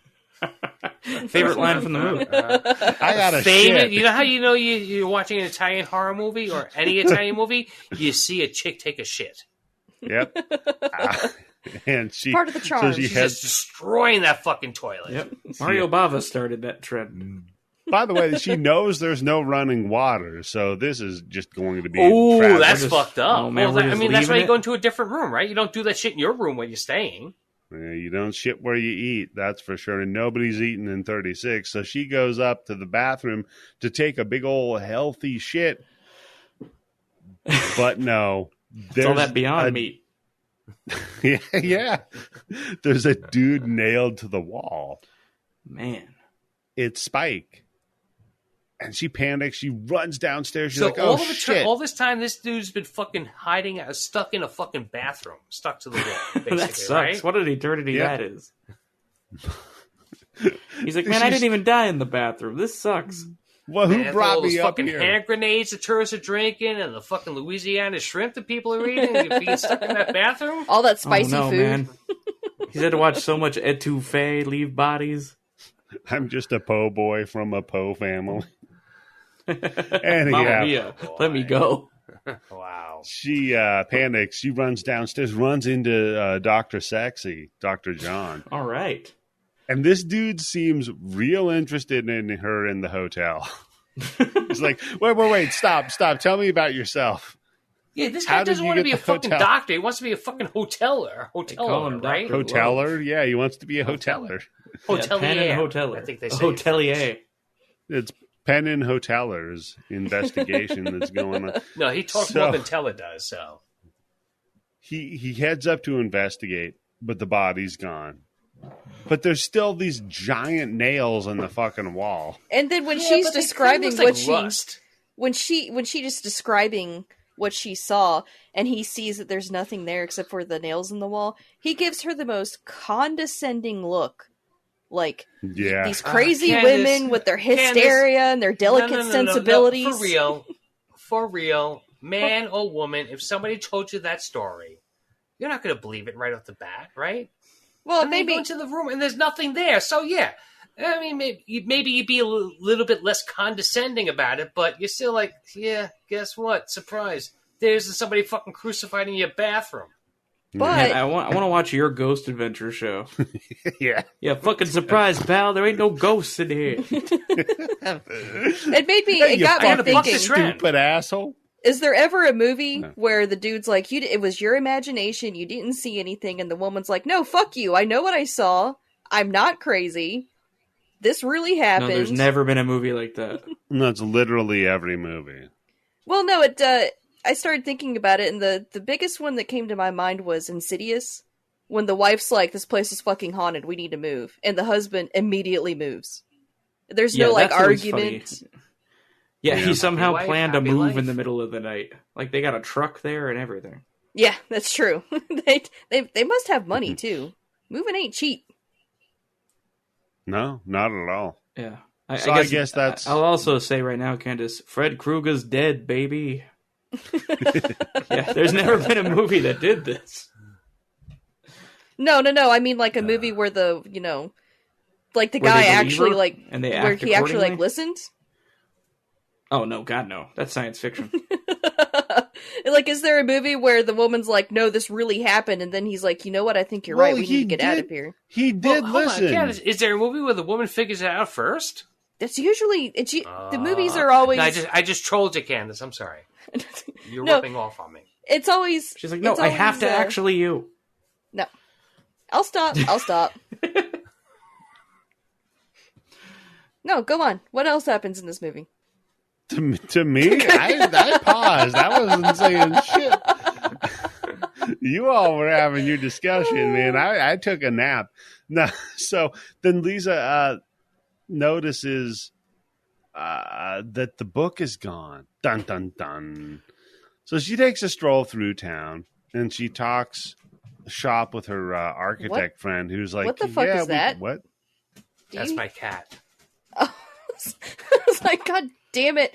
You forgot to mute the mic when you were beating off It's again. Tim's guide cat. Yeah. And Lisa goes over to this bookstore window, and she sees what she thinks is the book that's missing. She rushes in, and you know what? It turns out they only have it on paperback. Man. I like this bookshop owner, though, who can't stop giggling. Yeah, Well, Dr. he's- Giggles. You know he's drawing dirty pictures, is what he's doing. And that's why he's He's laughing drawing, Yeah. he's drawing hysterically. boobs in all these books. Yep. That would rule. He's just giggling and drawing boobs in every book. He just keeps reading the last 2/3 of Stephen King's It. And you're like, Oh, oh, God. dude, I don't know, man. I don't like you. He's like, yeah, she's like, there was a different book here. I swear. He's like, look, man, that has been the same book for 2.5 years. No one in this town can read. They're all stupid. That's why I laugh, because I'm mocking everybody who walks past my window. You're welcome to buy it, though. It's a good book. They never mention what the book is. Yeah, no, I was curious. So there's a note on what the book is, though. You know what it is? What is it? Catcher in the Rye. gross. Bookstore guy is an incel. Yeah. Wait, so that book has been sitting there for 2.5 years? Yeah. Bookstore guy is an incel, Tim. Oh, he won't sell it to anybody. Oh, wait, so no, hold on. There's no way that an incel is giving that book away to a chick. Yeah, that's why he was trying to get her away from it.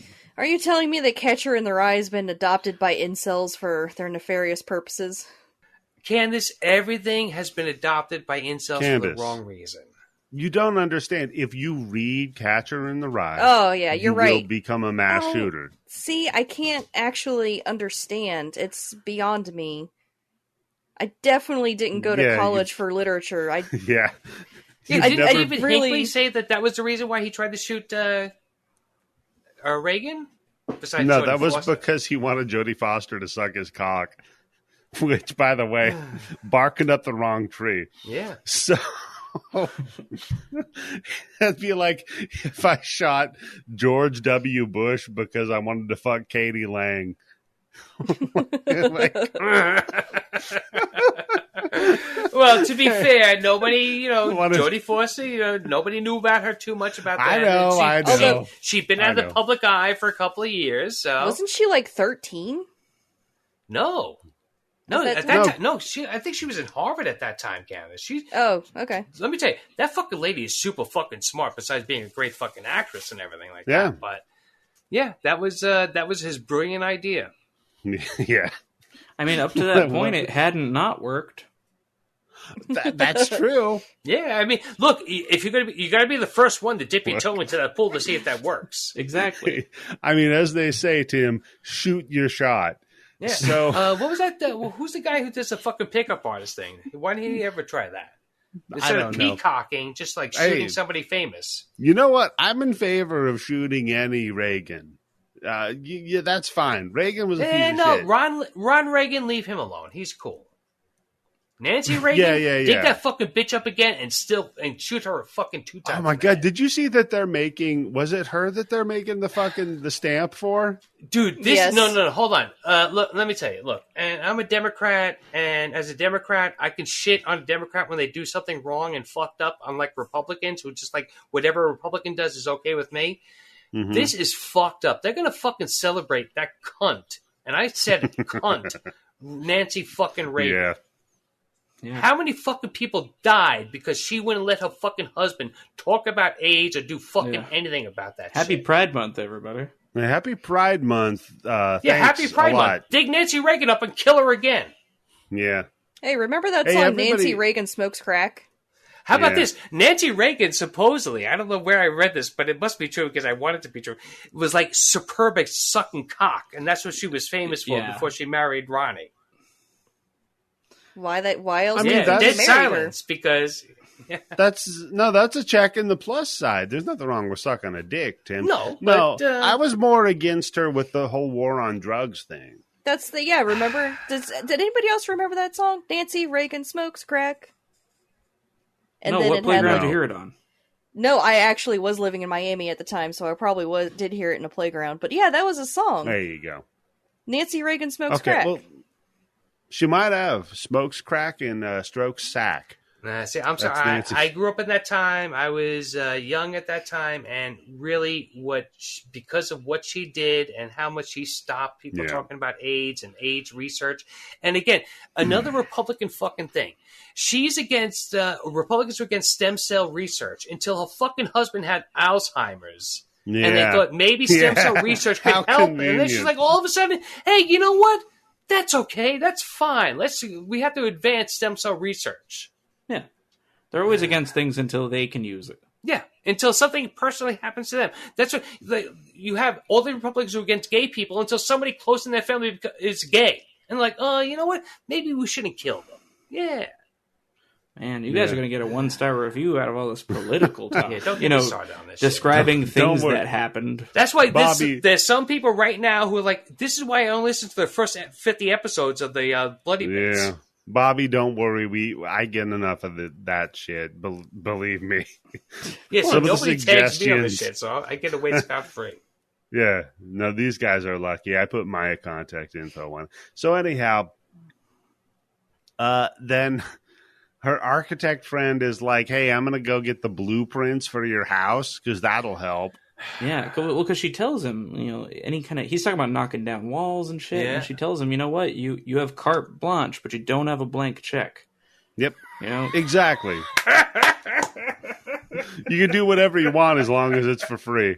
Yeah, whatever you're willing to do for free, I'm cool with it. You have a blank check as long as you don't write a blank check. Tim, you're going to love this. I have taken to the tact of whenever my bosses at any job ask me for anything, I tell them, yeah, it's possible with enough time and money. And they anything's possible enough with time and money, yeah. Yeah. And one day I could marry Jennifer Lopez with enough time and money, right? Tim, when I worked at NASA, I used to say that, and then I'd say, hell, we put a guy on the moon. Fuck that shit. We fucking shot shit out to Mars. Come on, and man. they all side-eyed each other. They hated that shit. Anyhow, and you're like, oh, wait a second. So, we can't give up the scam. We can't tell them it's not true. So, yeah, we got to give them all the way we asked for. Yeah. They don't want to. They don't want. By the way, the moon is flat. Yeah. Oh, flat mooners? I like that. Fuck that shit. I'm a step ahead of everybody else. All like, Earth's round, but the moon is flat. Yeah, everything else is flat. The Earth is the only round thing. The universe is flat. So, oh my God, is this live? Yeah, because I was looking at Twitter because I got a message that someone had messaged is this me. live? No. Listen to this. This is bizarre. Okay, because I put my shit post. Twitter this whole time. No, I just happened to check it because I had my phone open. So, because I was trying to find that song because I'm like, I swear to God, I did not imagine it, but I'm not finding it anywhere. Maybe I did imagine it. But, so, I put my shit post about the Beyond being the best Giallo movie ever made. And someone put on here, do not entry. Nice. No, we're not. This is not being live streamed. But I was like, that's bizarre. How did whoever's listening to this right now, it might as well be live for them. But. Well, I'll tell you what's even more bizarre is when the guy... the architect gets struck by some inside lightning. Yeah, because he's flipping through the fucking Omen, right? He's flipping through the blueprints book, and he finds the blueprint for the Hellgate. Yeah, he which is pretty phenomenal for Hellgate London, which should have been a better game than it was. And he gets struck by indoor lightning, falls off the ladder. Get off the fucking ladder before you start reading a book. Idiot. Man, somehow Palpatine has returned. Unlimited power! Yo, Bobby, let me tell you, as soon as I read that in the opening scroll of this movie, I was like, oh, come on. Palpatine's in this universe, too? Jesus Christ. That fucker gets around. I think the problem is he was planning on finger painting in the book. And then he's like, oh, painter, he's got to fall off a ladder.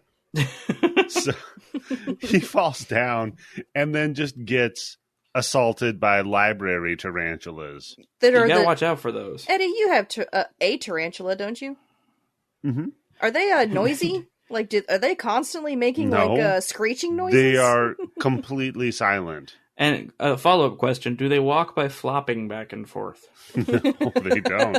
Oh, you got one of those fancy tarantulas. By the way, follow-up question on that. I've had cats, I've had dogs, I've had rats, I've had lizards. Beans, greens, tomatoes, potatoes. All sorts of pets. I've only had one pet in my entire life that never nipped or bit me. Guess what it was? Tarantula. Man.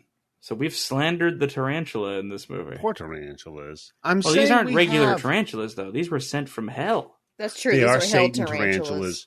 True. Bear in mind, anything that happens in this movie was sent from hell. It doesn't have to follow the rules. It does follow hell logic. That's true. You know what? I apologize.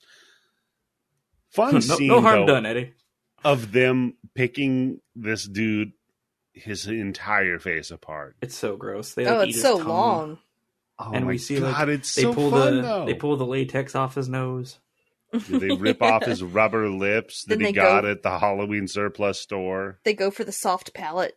Yeah, they eat his eyeballs. They tear an eyeball out. That was good. Then the fun tongue kiss. And you hear them going, nom, nom, nom, nom, nom, while they're doing it. Yeah, they're very noisy. Yeah. Then the camera pans over to the blueprints that were written with disappearing ink. Satan, you joker. No, Damn you, Satan. And I shook my fist at the screen. Damn you. He's just You've done really it into again. spy movies. Well, he was really hoping David Warbeck was going to get that Bond role, so he was getting him ready. Oh, yeah. Oh, my God. Yeah. Hey, Mr. Bond, I've got some disappearing ink that activates after 60 years after the fucking building. Yeah, just do this to begin with, you fucking idiot ghost. What the fuck? He takes the word beyond, he starts shuffling letters around. It says, Ye Bond. Ye Bond. Ye Bond. No, I can't take an Asian Bond. No, they're not my Bond. So then John goes to visit Emily, but we find out her house is abandoned and decrepit. No one's lived there for 50 years. Gotta call the ghost hunters. Yeah. So, but instead he does a B&E, and he finds out that this bitch stole Lisa's fucking book. That's his line when he gets back. Yeah. This bitch stole your book. Hey, that bitch stole your book. So he takes a peek and he finds out that the 7 sealed gateways to hell are concealed in 7 cursed places. Yeah, and at this point, we, the viewer, have heard this about 3 times. 19 times. We're like, yeah, we got it, dude. All right. Yeah. So then we cut to Martha, the sour-faced maid. She pops by 36 to tidy up. Of course. Martha's face... Doesn't she notice it out of this fucking room by now? She's never been in there, Tim. It's been locked this whole time. That's why her and Arthur were looking for the keys. Yeah, that's why he was sweating so bad. Yeah. He's looking for the key to this room? Yes. Okay. Or the key to hell. Who knows? So she finds the bathtub that the kid from Gumbo was eating spaghetti in. And I'm looking at the reaches scene in. right now where she's sticking a fucking hand in that water. Like, fuck you. No way I'm sticking my hand in that water without a No, glove she on. just like, dude, Joe would've she's done fucking ride or die. She just like tucks that up, and then like anything you can do, I can do better. Sticks her hand She pulls down out in there. a big wad of pubic hair that's been clogging the tub. Oh, come on. Pulls out this giant hairball, and the Wouldn't tub, be an issue if you manscaped. Exactly. It wouldn't be. Promo code No, Bits it could be an 20. issue if you manscaped in the tub. Yep. And you know what she does in this scene, guys? What's that? She pulls up the plug for Soda Pie Joe. He'd been buried a long time ago. Where did he come from and where did he go? No. Where did he come from, Soda Pie When I was looking Joe? at the guy coming out of the tub, I was like, wait, is that fucking Joe the plumber? Wait, how the fuck did this cocksucker get here? It is He's Joe back. the plumber. Tim, that's why I did the Cotton Eye Joe joke. I don't think Tim knows what You Cotton Eye get it? Joe is. Tim, you've never heard Cotton Eye Joe? Nope. There was a very popular song in like 1990. It was this Swedish electronic band called Rednecks with an X. Yeah. Look that up sometime. They had a hit song called Cotton Eye Joe Yeah. off their And album Sex and Violins. And so my joke was the lyrics of that song, but referencing what the situation is in this movie. It's all very close found. stuff. Thank you. So Joe, with his eyes sewed up, pops up out of the tub, walks up to Martha, grabs her face, and jams the back of her head into a wall nail. Like a Michael Myers move. It's another. And this nail is not long enough to go through her head and poke the eye out. But okay, No. go ahead. It was the pressure built up. You know what, though? Yeah. Bobby, you are so right. This is a Michael Myers move. Didn't he do that to a nurse in one of those 100%. sequels? Yeah, he probably did it in like a Halloween Kills Again or something. I thought that might have been like an H2O move or something. I don't know. Yeah. Tonight, Evil gets nailed. Tonight, know. Evil nails you from behind. So, Well, this was Halloween. another example of the fact that at no point does she use her hands to try to defend herself. Like, It's bat his incredible. arms Really, away. But you'll get used to that. You'll be seeing that a lot, Tim. Well, if you looked at Joe when he got out of the tub, though, like, only his face had deteriorated. He was still plenty strong because his skin wasn't even bad. But he can't see. But she never moves her arm. She doesn't even attempt to try to fight him off. Yeah. There's like do like a Three Stooges attempting. thing. Put your hand up in front of your eyes so you can't poke your eyes out. Come on. Oh, yeah, put like a shark fin between on the bridge of your nose. Whoop, whoop, whoop, whoop. Yeah. Oh man, Three Stooges in the Beyond. I'd love that. Fucking toilet dump this guy. Come on, he can't see. She's giving Joe a swirly. I'll show you, motherfucker. Doesn't work out for her though, because she dies. So then John heads over to the morgue to take a gander at the body that they found in the basement, and he checks out one of the wrists, got a big hole in it from where it was stigmatted to a wall, and the other one has got that symbol. It's got that bad tattoo that Fulci's daughter got when she was over in Key West. Where's that? Where's that tattoo, by the way? Yeah, that's a good question. I don't know, Tim. Then he recognizes it as a symbol from the book in an entry about the gates of hell opening and the dead walking the earth when there's no more room in hell. Mm-hmm. Yeah, exactly what I thought of, yes. Yeah. So then we peek back in on Emily in her house, and her house is all like dope again. Cool. Bobby, the Emily house scenario, what's going on here? What's your theory on this? Well, as we know, Emily is not a regular person. Mm-hmm. So much like, when you're going through the haunted mansion and like that ballroom or the big dining area looks like shit, but every once in a while it looks nice and everybody's dancing. Okay. Just when Emily inhabits the place, it goes back to normal. But if she steps out of the place, it turns back into an abandoned building. Okay. So when she wants to come by and just, play the movie score on the piano, like it turns back into a nice place again. Yeah. So kind of like, a little bit like The Shining, right? When Jack is shining, it's a fancy hotel with the bartender. Everybody else is an abandoned hotel. Exactly. Gotcha. So she's chilling out, and all of a sudden her organ starts playing with itself. And she freaks out.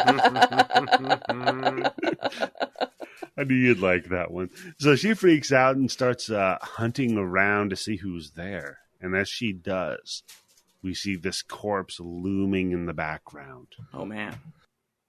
And then she trips because she's blind and can't see very well. My glasses. Well, Eddie, it's incredible. It's spooky because that's exactly the fucking scene I'm watching right now. She just touched the guy's feet. Yeah. She touches a guy's foot and she freaks out. She's like, "Oh shit!" And then she gets up. It reminds me of that Helen Keller joke. How to Helen Keller's parents punish her? They rearrange her bedroom. Oh no! See, Candice, the one I heard is they left the plunger in the toilet. I mean, there's so many. Or they put doorknobs all over the place. That's really cruel to a disabled person. Look, there's some people who think that we didn't land on the moon, and there's some people who think that Helen Keller was a fake. So. Oh, that's Mike's wife. That. Oh yeah, that's true. I didn't want to say Candice. I think Helen Keller faked the moon landing. Yeah, Helen Keller did not land on the moon. That's true. She has a good point because, again, you know what? She has the same point that people who think that we never landed on the moon have the same thing. Nothing like that has ever happened again since. That's fair. That's a fair point, Tim. We've also never had an ice age since the first one. So how do we know it happened? That's right. It's a good point. Or we're supposed to just believe scientists. Fuck out of here. Yeah. What do they know? Those idiots. How many memes have they made? Yeah, exactly. Scientists make good memes. Come on, man. Yeah, they didn't discover Pepe. They only have Neil deGrasse Tyson, who tells you that whatever event you want to go view on the moon doesn't matter. Yeah, you know what was funny? Because wasn't he cool for a while because he was doing all that shit? Yeah. And then all of a sudden, because he was doing that shit, he became uncool. Well, no, then he got a sexual assault allegation and turned into an asshole. Really? Yeah, go that ahead was and look rough. that up. And now he's kind of trying to make the news as often as possible with his naysaying, so you don't think about the allegations. Yeah, because some broad had a tattoo of the universe on her, and he was like, "I'm gonna crash on Uranus" or something. It was really weird. Anyhow, yeah. So then she falls down. She gets surrounded by the dead. Not just the dead, but it's literally the people who've died in this movie so far. Yeah, it's all of the people who've died. In Everybody. The movie. Thank you. Everybody. The painter's there. Yeah, Martin's there with his spider bites. Yep. Arthur, who died off screen, he's there. He's hanging out. I guess he drowned or something because he's wet. Is he dead? Yeah. Because he comes back later on. He doesn't look like he's dead, right? Well, there's a weird thing with Arthur and Martha because we have one like throwaway line of dialogue that implies that they might be like Emily. That's what I thought the situation was. That's why she didn't know where they came from. They just kind of came with the hotel. She doesn't know anything about these guys. Again, like American Horror Story, right? With that redhead hot maid. I feel like I don't Emily, care what you say. She's a hot maid. Hey, she's a hot maid. No one was arguing with you, Tim. We've established that, Tim. Well, obviously, that was one hot maid. American Horror Story season 1, but go ahead. Yes, I have. I know what you're talking about. It's the fact that she turns into an old woman. That's what she really got hot. Yeah, that's what I meant. She's really hot, yeah. But anyway, Francis, come on. And so I think, there's a whole if you read the comic book that comes with it, there's a whole sequence where Emily, Martha, and Arthur all had to spring themselves from hell to try and keep this gate from opening. Okay, so they're outside. While they don't strictly adhere to Earth's rules, they are still, obviously, as we've seen, killable. Ooh, wait a second. So that's why that guy's sweating so much, because he's really in hell. Because he's still feeling the heat. So they're like Spawn rules. They're 1 foot in, 1 foot out. Exactly. Okay. And I think that applies to all three of them. Everything goes back to Spawn. So then, Todd McFarlane, you hack. I mean, he's terrible for more reasons than being a hack. But yeah, oh God, is he another one? Wait, what did he do? Yeah, it's my God, it's like everybody we talk about has done something horrible. No, he didn't do. I don't know that he's done anything terrible. I'm just saying he's not talented. Oh, okay, That's gotcha. No, he's talented in making people pay $700 for a fucking doll. Yeah, it was like he makes a hell of an action figure. I'll tell you that. For sure, yeah, because all you have to do is put muscles on muscles. So you know who would love him is Vince McMahon. So then she slumps down in the corner and she sends Dickie out to attack. To protect her. And we don't see it, but we hear Dickie attacking all of these monsters. And no, he's only attacking one, Bobby. And this is what I'm thinking. There's only one guy that he's fucking attacking. Why are the fucking other ones just standing there and watching this shit? What the fuck can a dog do? I'm sorry, I love dogs. Dogs are great, even though I'm more of a cat person. Tim. But come on, this dog fucking sucks. Tim, were you sad because his dog's dead? Yes, I was, Candice. I swear to God, I have written down.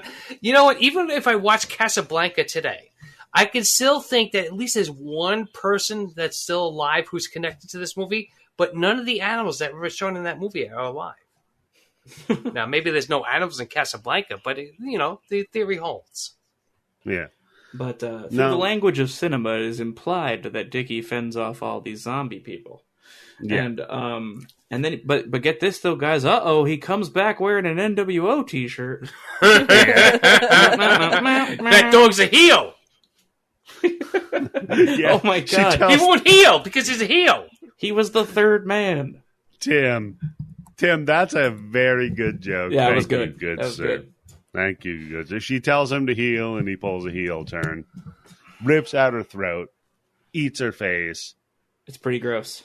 And Ghost Emily's dead again. Yeah. And prior to that happening, when she was panicking about the ghost, she kept yelling, "I won't go back." Yeah. Yeah. And that's how we never explain it, but we do imply that she, when that book burst into flames in the prologue, she died. And, right. Her eyes went blind because she has gazed upon hell. And, at some point, I guess, plotted a grand escape. I thought that was pretty obvious. Yeah, I know. I'm not a laying very it out I for the got layman. that. I'm not a very bright person, but I'm below the layman, but I still got that. yeah, I don't really understand when things are implied in movies. No, but I did you get guys that. don't understand. Yeah. Our listeners Sympathy are for Lady even Vengeance hater. our listeners are even stupider than that. So thank you, Bobby, for pointing it out. They're the worst. I do like that they did smear jelly on the dog's head to make it look like it was injured. That I appreciate. I mean, At least it I wasn't just- peanut butter. Hey, I just Yeah. assumed that they actually fucked that dog up. It is an Italian movie. That's true. So then we cut back to John trying to call Lisa. No answer. She's in the basement. She finds a lantern. And then Arthur pops up and he tries to drag her into the water. She kicks him in his head, runs upstairs, and she accidentally runs into John, who was trying to call her. So he must have been pretty close when he was trying to call her. Suppose so, yeah. No problem. He's like, look, stop with your fucking nonsense. Crazy I went woman. to that house that you told me where Emily lived at. It's been abandoned for 50 years. By the way, thanks for leaving that book you said she stole there. I read it. Now, what happened? She's like, oh, Arthur's down there. He scratched me all up. And dude's like, yeah, let's go find show out me. about it. Nutty broad. They go downstairs. No Arthur. No cuts on the leg. He's like, listen, what's going on? She's like, well, I guess I'm crazy. And he goes, yeah, or else. Who are you really? Oh my god. And if you think they answer that question, they don't. Yeah, that part threw me for a loop. I was like, wait, what does that have to do with Yeah. anything? No, for real, Candice, I was like, holy shit, there's gonna be a gigantic fucking reveal here, right? Oh my god, it's gonna change the whole fucking movie. I think Yeah. Fulci Forget forgot about it. Bear in Yeah. mind, he was doing a lot of shit on the fly with no script, so he probably was going to have that pay off and then forgot about Yeah. it. I got a great idea. I'll figure out the rest of it tomorrow, though. It's fun. I mean, it's a fun little twist, right? Because she could have been like, She was tied to the house. She was from the past, and she Yeah. just doesn't remember it. yeah, you could have done Yeah, like something. a real Twilight Zone mannequin thing with the third floor thing. Shit, yeah. Yeah, but instead what they do is the move of like, everybody, we have to evacuate now, a la like fucking Metroid, because there's an earthquake and the building's going to collapse, right? That's So why they you run- sell this fucking place as fast as you can hit. Because either the levee's going to fucking break, you already got a fucking flooded basement, which is going to cost you a ton of fucking money in plumbing Tim, repair. Sell that's this not fucking a- hotel. Tim, that's not a flooded basement. Tim, you dig a gully on either side of this shit and then a river runs under it. You've just got the hotel on a river.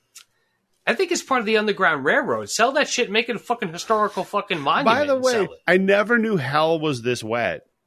That the hell dimension just leaks It is water. when I'm there. Hey-o. Hey, I mean, it's hell for your husband, yeah. what in the wet Yeah. hell is going on here? Oh, you think there's just like a wet bandit scenario going on in hell? Oh, They man. broke their way out and they left the Daniel faucets Stern's on. hanging out next to Satan, going, "Oh, the great ones leave their mark, right?" Yeah, I think that's part of Chuck Palahniuk's Damn series. So we get some more indoor lightning in the earthquake. They get blood on them. They That's get fun. the fuck out of there. And John's like, we better go back to the hospital. Like, why? Sure. Well, for the movie. They hit the hospital We up. only have 3 sets. Come on. And then she starts noticing that she's bloody in the hospital. And I'm like, all right, well, okay. Then the wall behind them just breaks open. Like, and you thought it was a wall, and zombies- it shatters like glass, and it's full of Yeah. zombies. All right, again, I'm sorry. It's just there's nothing frightening about these zombies. They don't look No. gross at all. The No. other one, I don't know, the main zombie, to me, it looks like it's like just fucking paper mache on somebody's face. Yeah. There's nothing And- gross or frightening but- about these zombies. And they But by the way, walk this like is Tim when- did through the D&D campaign. Yeah, that's true. I didn't walk. You had to drag me. Yeah. But by the way, this is Fulci directing a zombie movie. Right? This is Fulci with zombies. You shoot in their head and then they're done. Oh, no. Oh, my God. Oh, my It's fucking so frustrating watching this because he figures as they're running through, he goes and gets a gun out of his office, The gun just Yeah, pops up. yeah. This is out of no like a fucking video where game. this gun is there He on a hit fucking X doctor's desk. by the desk, and a gun popped up in the air. He gets his medical revolver out, is the note I have. That's how you protect all the hospitals. Arm every doctor and nurse. Did you notice? Did anybody else think that the zombie grabbing Liza's head looked like Brad Dourif? Yeah, I get that. I know who you're talking about. I agree. Good. Anyhow, he starts just fucking blasting a la Danny DeVito. Hold on. This gets me so pissed off because this is the dumbest motherfucking cocksucker ever in a zombie movie. Oh, Because- it gets worse in a second. Yeah, he just keeps getting worse and worse over and over again. He has a fucking revolver, so there's 6 shots, okay? Yes. At one point, I count 13 fucking shots off before he fucking puts something in the front of the gun, by the way. He puts in the barrel, not even the fucking chambers. He shoots them in the fucking heart. He points that out in the commentary that David Warbeck didn't know shit about guns. So right as they're getting on the elevator, right before the door Doesn't know closes, shit you can about see him- counting. You can see him know shit trying about to- guns. Counting is all you need to know. You can see him trying to reload his gun by dropping his bullets down the barrel. Yeah. Like it's a fucking musket from 1812. Yeah. But I gotta love, put the gunpowder in there. Hold on, I gotta pull out my stick. On But the he DVD keeps shooting commentary, these though, fucking zombies straight in the fucking heart, which is a great Right. fucking shot, by the way. All right, because he gets like 3 of them right in the heart. Nothing stops him. Then he starts shooting them in the shoulder. Nothing stops him. Then he shoots one of them in the head. Bang! Zombie drops. What am I gonna do to the next zombie? Let me shoot him in the Stomach. heart. Let me shoot him in the arm. Let me shoot him in the stomach. Oh, let me shoot him in the head. Over and over again. And you He's think Bobby, he'd pick it up eventually, but no, he just keeps doing the same sequence over and over and over again. Yeah. So, Bobby, you were mentioning in the commentary. Oh, that Warbeck, he recorded this commentary 2 weeks before he died, and so he's in terrible shape. But he's still he's cackling at how stupid he looks as an action hero. That's good. It's a pretty great commentary to watch, where he's like, "Watch this! Do you see that? Watch. Drop the bullets down the barrel of the gun." I don't know what Look the how fuck dumb I'm doing. Yeah, Good no for one's him, dude. instructing me. I've No never one's seen that giving in me the any fucking movie where direction. somebody puts some fucking bullets into the gun through the fucking muzzle. This is funny. Man. So, he runs out of ammo. He reloads, locks himself in a room. Then Lisa pops up by the morgue, and we find Jill, the little girl. She's been hiding we- in the autopsy theater. Like, what? Yeah. How did she get there? And I was like, you know what? Someone Candice, tried to when adopt your parents are dead and there's Hell nobody who will logic. take care of you, you go to the morgue. her. Yeah. That's what happens. I And you just wait assumed till that. it's your turn. I just assumed that they were like, oh god, she's blind and she's ginger. No, this isn't going to work. And they just brought her back. Yeah. Yeah, you can dye your hair without her knowing it, so it's okay. Shave her head. It's fine. And then She she's can notice cowering. 20 pounds missing. Yeah. Then she's cowering and crying, and then she pops up, looks at the camera, and she's got weird eyes. But we already knew that. Right. Mm-hmm. In case you missed it, for those of us that just joined the movie. In case you forgot the first time, she is possessed. So that's fine. John, he reloads up the barrel and then finds his buddy Harris. And they start blasting some more and figure out that the headshots are working. Then when he shoots out the window. He gets his buddy killed. Yeah. No, his buddy gets himself killed because where he was standing was perfectly safe. He's like, hey, let me go stand in front of this window. Yeah. Let me stand in front of a window that's got like a crazy amount of air pressure behind it so that if I shoot the glass out of it, the glass will projectile like darts that will Go through my skull, okay? Go Yeah, right and through my fucking embedded- skull. embed it into the wall. It's pretty great. It's so It is a good stupid. shot. It It's looks It's great. stupid. It doesn't work in any realm or whatever hell you're Right. living in, but it's a great shot. It makes no sense. But it's great because it does just fly out and just chop Harris's fucking face to shreds. The mannequin of Harris. Well, yeah. I mean, it's not the real actor that played Harris. That's a good point, Bobby. That actor's still alive. It is an Italian movie, so we don't know for sure. That's true. Yeah, I mean, they might have killed the dog and killed Harris. So then John. And ends then there's up a whole morgue. website called "Does Harris Die?" You can check each movie. Schrodinger's Harris. It depends upon what cut of the movie you get. So John ends up back in the morgue and blasts little Jill zombie in the face. It's a hell of a moment because little Jill tries to choke slam Liza, and he just turns and like quick draws like Clint Eastwood. Yeah, he finally gets a fucking idea. Shoot these fucking things in the head. And goddamn, what an effect! Yeah, this is a fucking watermelon getting fucking hit. Oh, this is Gallagher. Because the whole front of this dummy explodes, and then like it rocks like when you're boxing an inflatable clown. And see, I had and the goo on the inside flops out of the opening when it moves forward. I'm like, oh, it looks really good. And they cut it so short so that you don't linger on it long enough for it to look real janky. Yeah. See, the other problem I have with this is why is this? I think it's just really just in Italian movies. Why is the blood so watery? It was because they had Arthur go get it.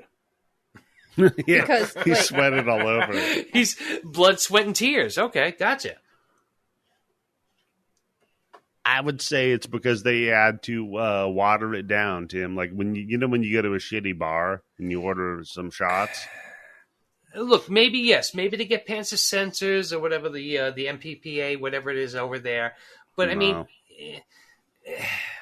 it's just too watery for me. I could put up with more like Dawn of the Dead. The fucking blood was orange, but it had viscosity to it. It had some texture to it. This one's just too much like water. Tim, they could afford 5 gallons of fake blood, but they needed 7 gallons. So you got to pour a little water in it, you know? They had to cut it like cocaine. Yeah, you got to make it stretch. You put a little baby laxative in it. So then they've blown away poor little Jill, and they try to escape. Yeah, her parents were dead. It was a mercy kill. That's fine. Yeah, man, she's living in the fucking morgue. So come on. Wendy's paid tribute for years by putting holes in their patties. Exactly what happened. Yeah. This one's only got one hole. Yeah. So they find Spike Zombie again. He just makes a quick cameo, quick run in, and now he looks deep fried. Yeah, he's not looking so good. No, he's breaded. He's got a thin tempura batter. Absolutely, tempura Spike. Tempura Spike. Yeah, he's crispy. You know what? He'd go good with a nice little hot mustard. Oh yeah. But then they escape down a spiral staircase. They go into the basement. This is one of the best parts of the movie too. Yeah, they try to go into the basement of the hospital. Mm-hmm. But they don't end up in the basement of the hospital. Well, where do they end up? They end up in the basement of the hotel. How is this possible? Magic. See, with all the shit that happens in this movie, if I was in this movie, this would be the part where I go, "Oh fuck, this is fucked up." And now you're like, "Hey, something's wrong." Now you're like, "Wait, for real." All the shit. Like I said, this is one of my favorite parts of the fucking movie when they go down that fucking staircase and they end up in that fucking basement where it all started. It is a complete like, "Oh, they are fucked" moment. You're like, "There's no getting out. They've lost." But then they get it too. Like they get that they're fucked because they look around for a minute, then they see that hole in the wall. And there's nowhere else to go, because if they go upstairs, it's a bunch of zombies, and they can't get in the water, so like, we guess we'll go through there. And then, just like at the end of The Void and Prince of Darkness, they make a self-righteous sacrifice of themselves to save the world by walking through the hole in the wall. Right, Candice? Yeah, exactly. This is where I put in my notes. Do you see now why I was likening this to The Void? And this is where I put in my notes. In the basement to see what was going on, but they wouldn't have rushed into the hell. Do you see how it is absolutely not like that? So swear to they God. walk into the portal. their eyes change. Well, they try to run forward into this new vast wasteland, which we immediately recognize as the same barren wasteland that was depicted in the painting at the beginning. Speak for yourself. I didn't realize that until they fucking pulled out, and I was like, "Oh shit!" Yeah, well, fair enough. But they try running one way, and they're like, it's just endless. It goes nowhere. So they try to turn back and go back into the hole, but when they turn around, it's the exact same view again. There is no hotel anymore. There is no hospital. They're just in this expanse. And that's when they spin back around and both of their eyes had gone. And we hear the voiceover go, and you will face the sea of darkness and all therein that may be explored, as the choir sings us out. La la la la la la la. Bit of trivia. Oh, go ahead. Go ahead, Candice. Go ahead. Oh, well, I was going to say, that's one of the reasons it reminded me of The Void, is because it's a man and a woman, and they're holding hands walking through this hellscape that they can't escape from. Fair enough. I can see that similarity. The trivia I wanted to point out, though, was the way they did this. They were out of money at this point. That's why we didn't do the amusement park or anything. They're like, we can reenact the painting, though. As far as extra work goes for the bodies that are on the ground, they literally went outside to the derelicts, the street people, the unhoused that they could find. Mm-hmm. They gathered up a bunch of those guys and said, bottle of booze for anybody who wants to play dead for an hour. Wow. Holy shit. I had a feeling. Where am I when they fucking get that offer? Right. Mm-hmm. So those are all, the wording they used in the explanation was winos at the time, but those were all street folks laying very still, getting covered in cloth and tarps and dirt and dust and stuff, pretending to be the bodies from the painting. Yeah, and, they just it's a cheap effect, handed everybody a bottle on the way out. It's effective. It's a effective visual. Yeah, oh, definitely. I mean, that's kind of like a UA Ball hiring real prostitutes to play prostitutes. So hey, they know how to act like one. But we're gonna give you 2 hours to drink this bottle of liquor, and then we're gonna film. So just lay there. Some of those guys won't be able to hold still after that. But and I love that not only do their eyes go white, and we hear that quote, but then their bodies vanish. Yep. Because now they are just. Yes, you have written down back in basement, then I have written down, huh? Then I have written down eyes, and then I have written down again, huh? That's pretty much the description of the end. That's about it. Yeah, that's the end of the movie. So, Bobby, sir, thank you so much for bringing us the Beyond. Is there anything that you would like people to pay attention to on the internet? Well, if for some reason, after all my appearances on this show, you are not familiar with who I am, maybe you're a new listener to the Bloody Bits Horror Show, my home turf is the Grindbin. Grindhousefilm.com, at GrindPod on Twitter, and anywhere you look for, just Google us. Just type Grindbin into something. Chances are, if you're listening to Eddie, Tim, and Candice, you're familiar with the Grindbin. That's where they all met each other. I would hope so. We all came from that show. So, and they just if you don't know a mother and father, fuck you. Come on. And they just celebrated their 300th episode. Our milestone 300th episode. With special guest. Yeah, with special guest. That's right. Exactly. And what a film that was. And it was the movie 300. And this iteration of the Bloody Bits would not have been possible without the Grindbin Discord. It's true. Because it's where we all met. Yeah, and you can get a hold of the Grindbin Discord by going to patreon.com/grindbin. For as low as $2 a month, you can get involved in that and all of our other mini bin shenanigans. And you that's $2 you'll spend. It's very true. Spend more money on them. Fuck that, and spend more money on our show. God damn it. That's right. If you're going to support two shows, make these two of them. Yeah, split the difference. Give each of us $100 a month. That's right. There you go. Remember, we don't get paid. Come on, Elon Musk. You love free speech. Give us some money so we can free speech. Exactly. Candice, what about you? What do you think people should look at and pay attention to on the internet? Well, finally, that episode of Everything I Learned from Movies about the first Pokemon movie. It is live now. It is up. All right. So now you can finally listen to it and listen to me explain. Skip 30 seconds. Which version of the movie I watched. 30 seconds. You watched the wrong movie, Candice? No, I watched the right movie. I watched the Japanese version. They watched the American, and they're very different.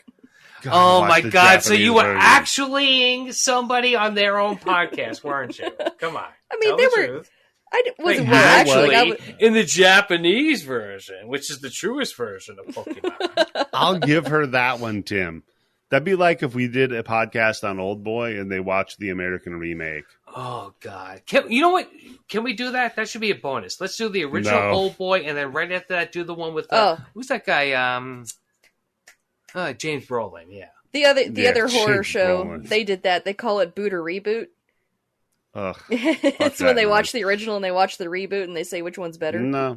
Okay. No, in we're case I good. haven't said this enough, my wife, who's Korean, we watched the remake together. Okay. Mhm. And when they get to that hallway fight scene, my wife Mhm. said, "This is the American remake. Why does nobody have a gun?" And I went, "Exactly. It Yeah. makes sense in Korean because, like I told you, in Korean nobody really has a gun. Right. It's baseball bats and knives, They right? just grab their Yeah. sticks. Yeah, and Old Boy in the Korean version, that fight scene is incredible. It's not 100% plausible, but as soon It's as my fun. wife said in James Brolin, after he hits the first guy, he's like, how come nobody else has a fucking gun in this Yeah. entire gang? I'm like, oh, Very Jesus stupid. Christ. Yep. Yep. No, that's a stupid movie to remake. Tim, what should people pay attention to on the internet? Besides the Grindbin, our show, and eventually when Daniel gets off his fucking lazy ass and starts making more shows again, I Poor would just say Daniel. pornography. Watch porn? Yeah. Any specific sure. kind of porn?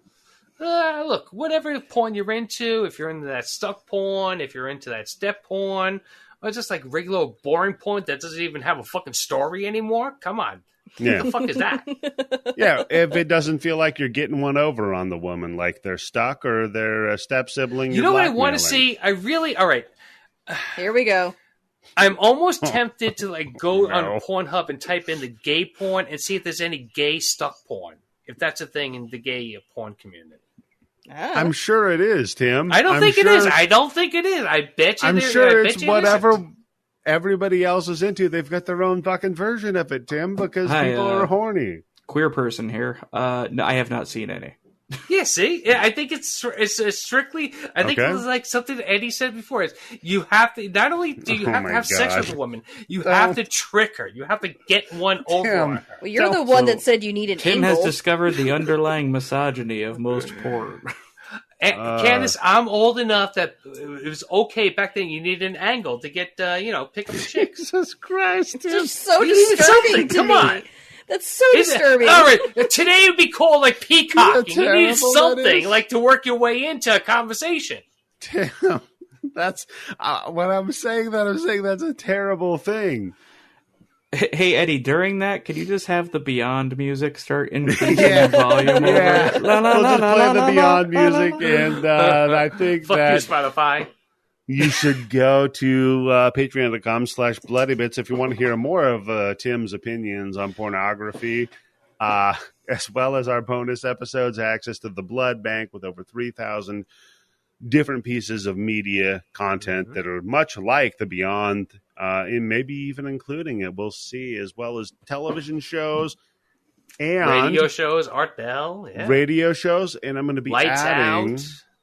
I'm going to be adding horror movie soundtracks. Hell yeah! Wow, Oh, shit. nice. Holy shit. Yep. Yeah. So you should And definitely look, check that out. if you can't give us money, that's perfectly understandable because Yep, not everybody yep. has like an extra $2 to give away every month. Yeah, and if you For can't do incredible that, entertainment, but give us a review. and if you've already given us a review or you don't feel like it, whatever, Make a burner account, do it again. no, go tell your friends. Go tell a random person. Just sit down next to somebody you don't know and tell them to listen to our show. I think this would get you put in jail if you just sat down next to somebody on the subway and like listen to this show. Yeah, I don't know.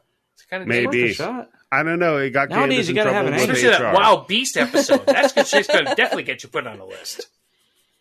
Actually, that was Especially Crimes of the Future would get you in some trouble. Yeah, because it's kind of rough, and I'll just leave it at that because this is how we'll end it. Goodbye.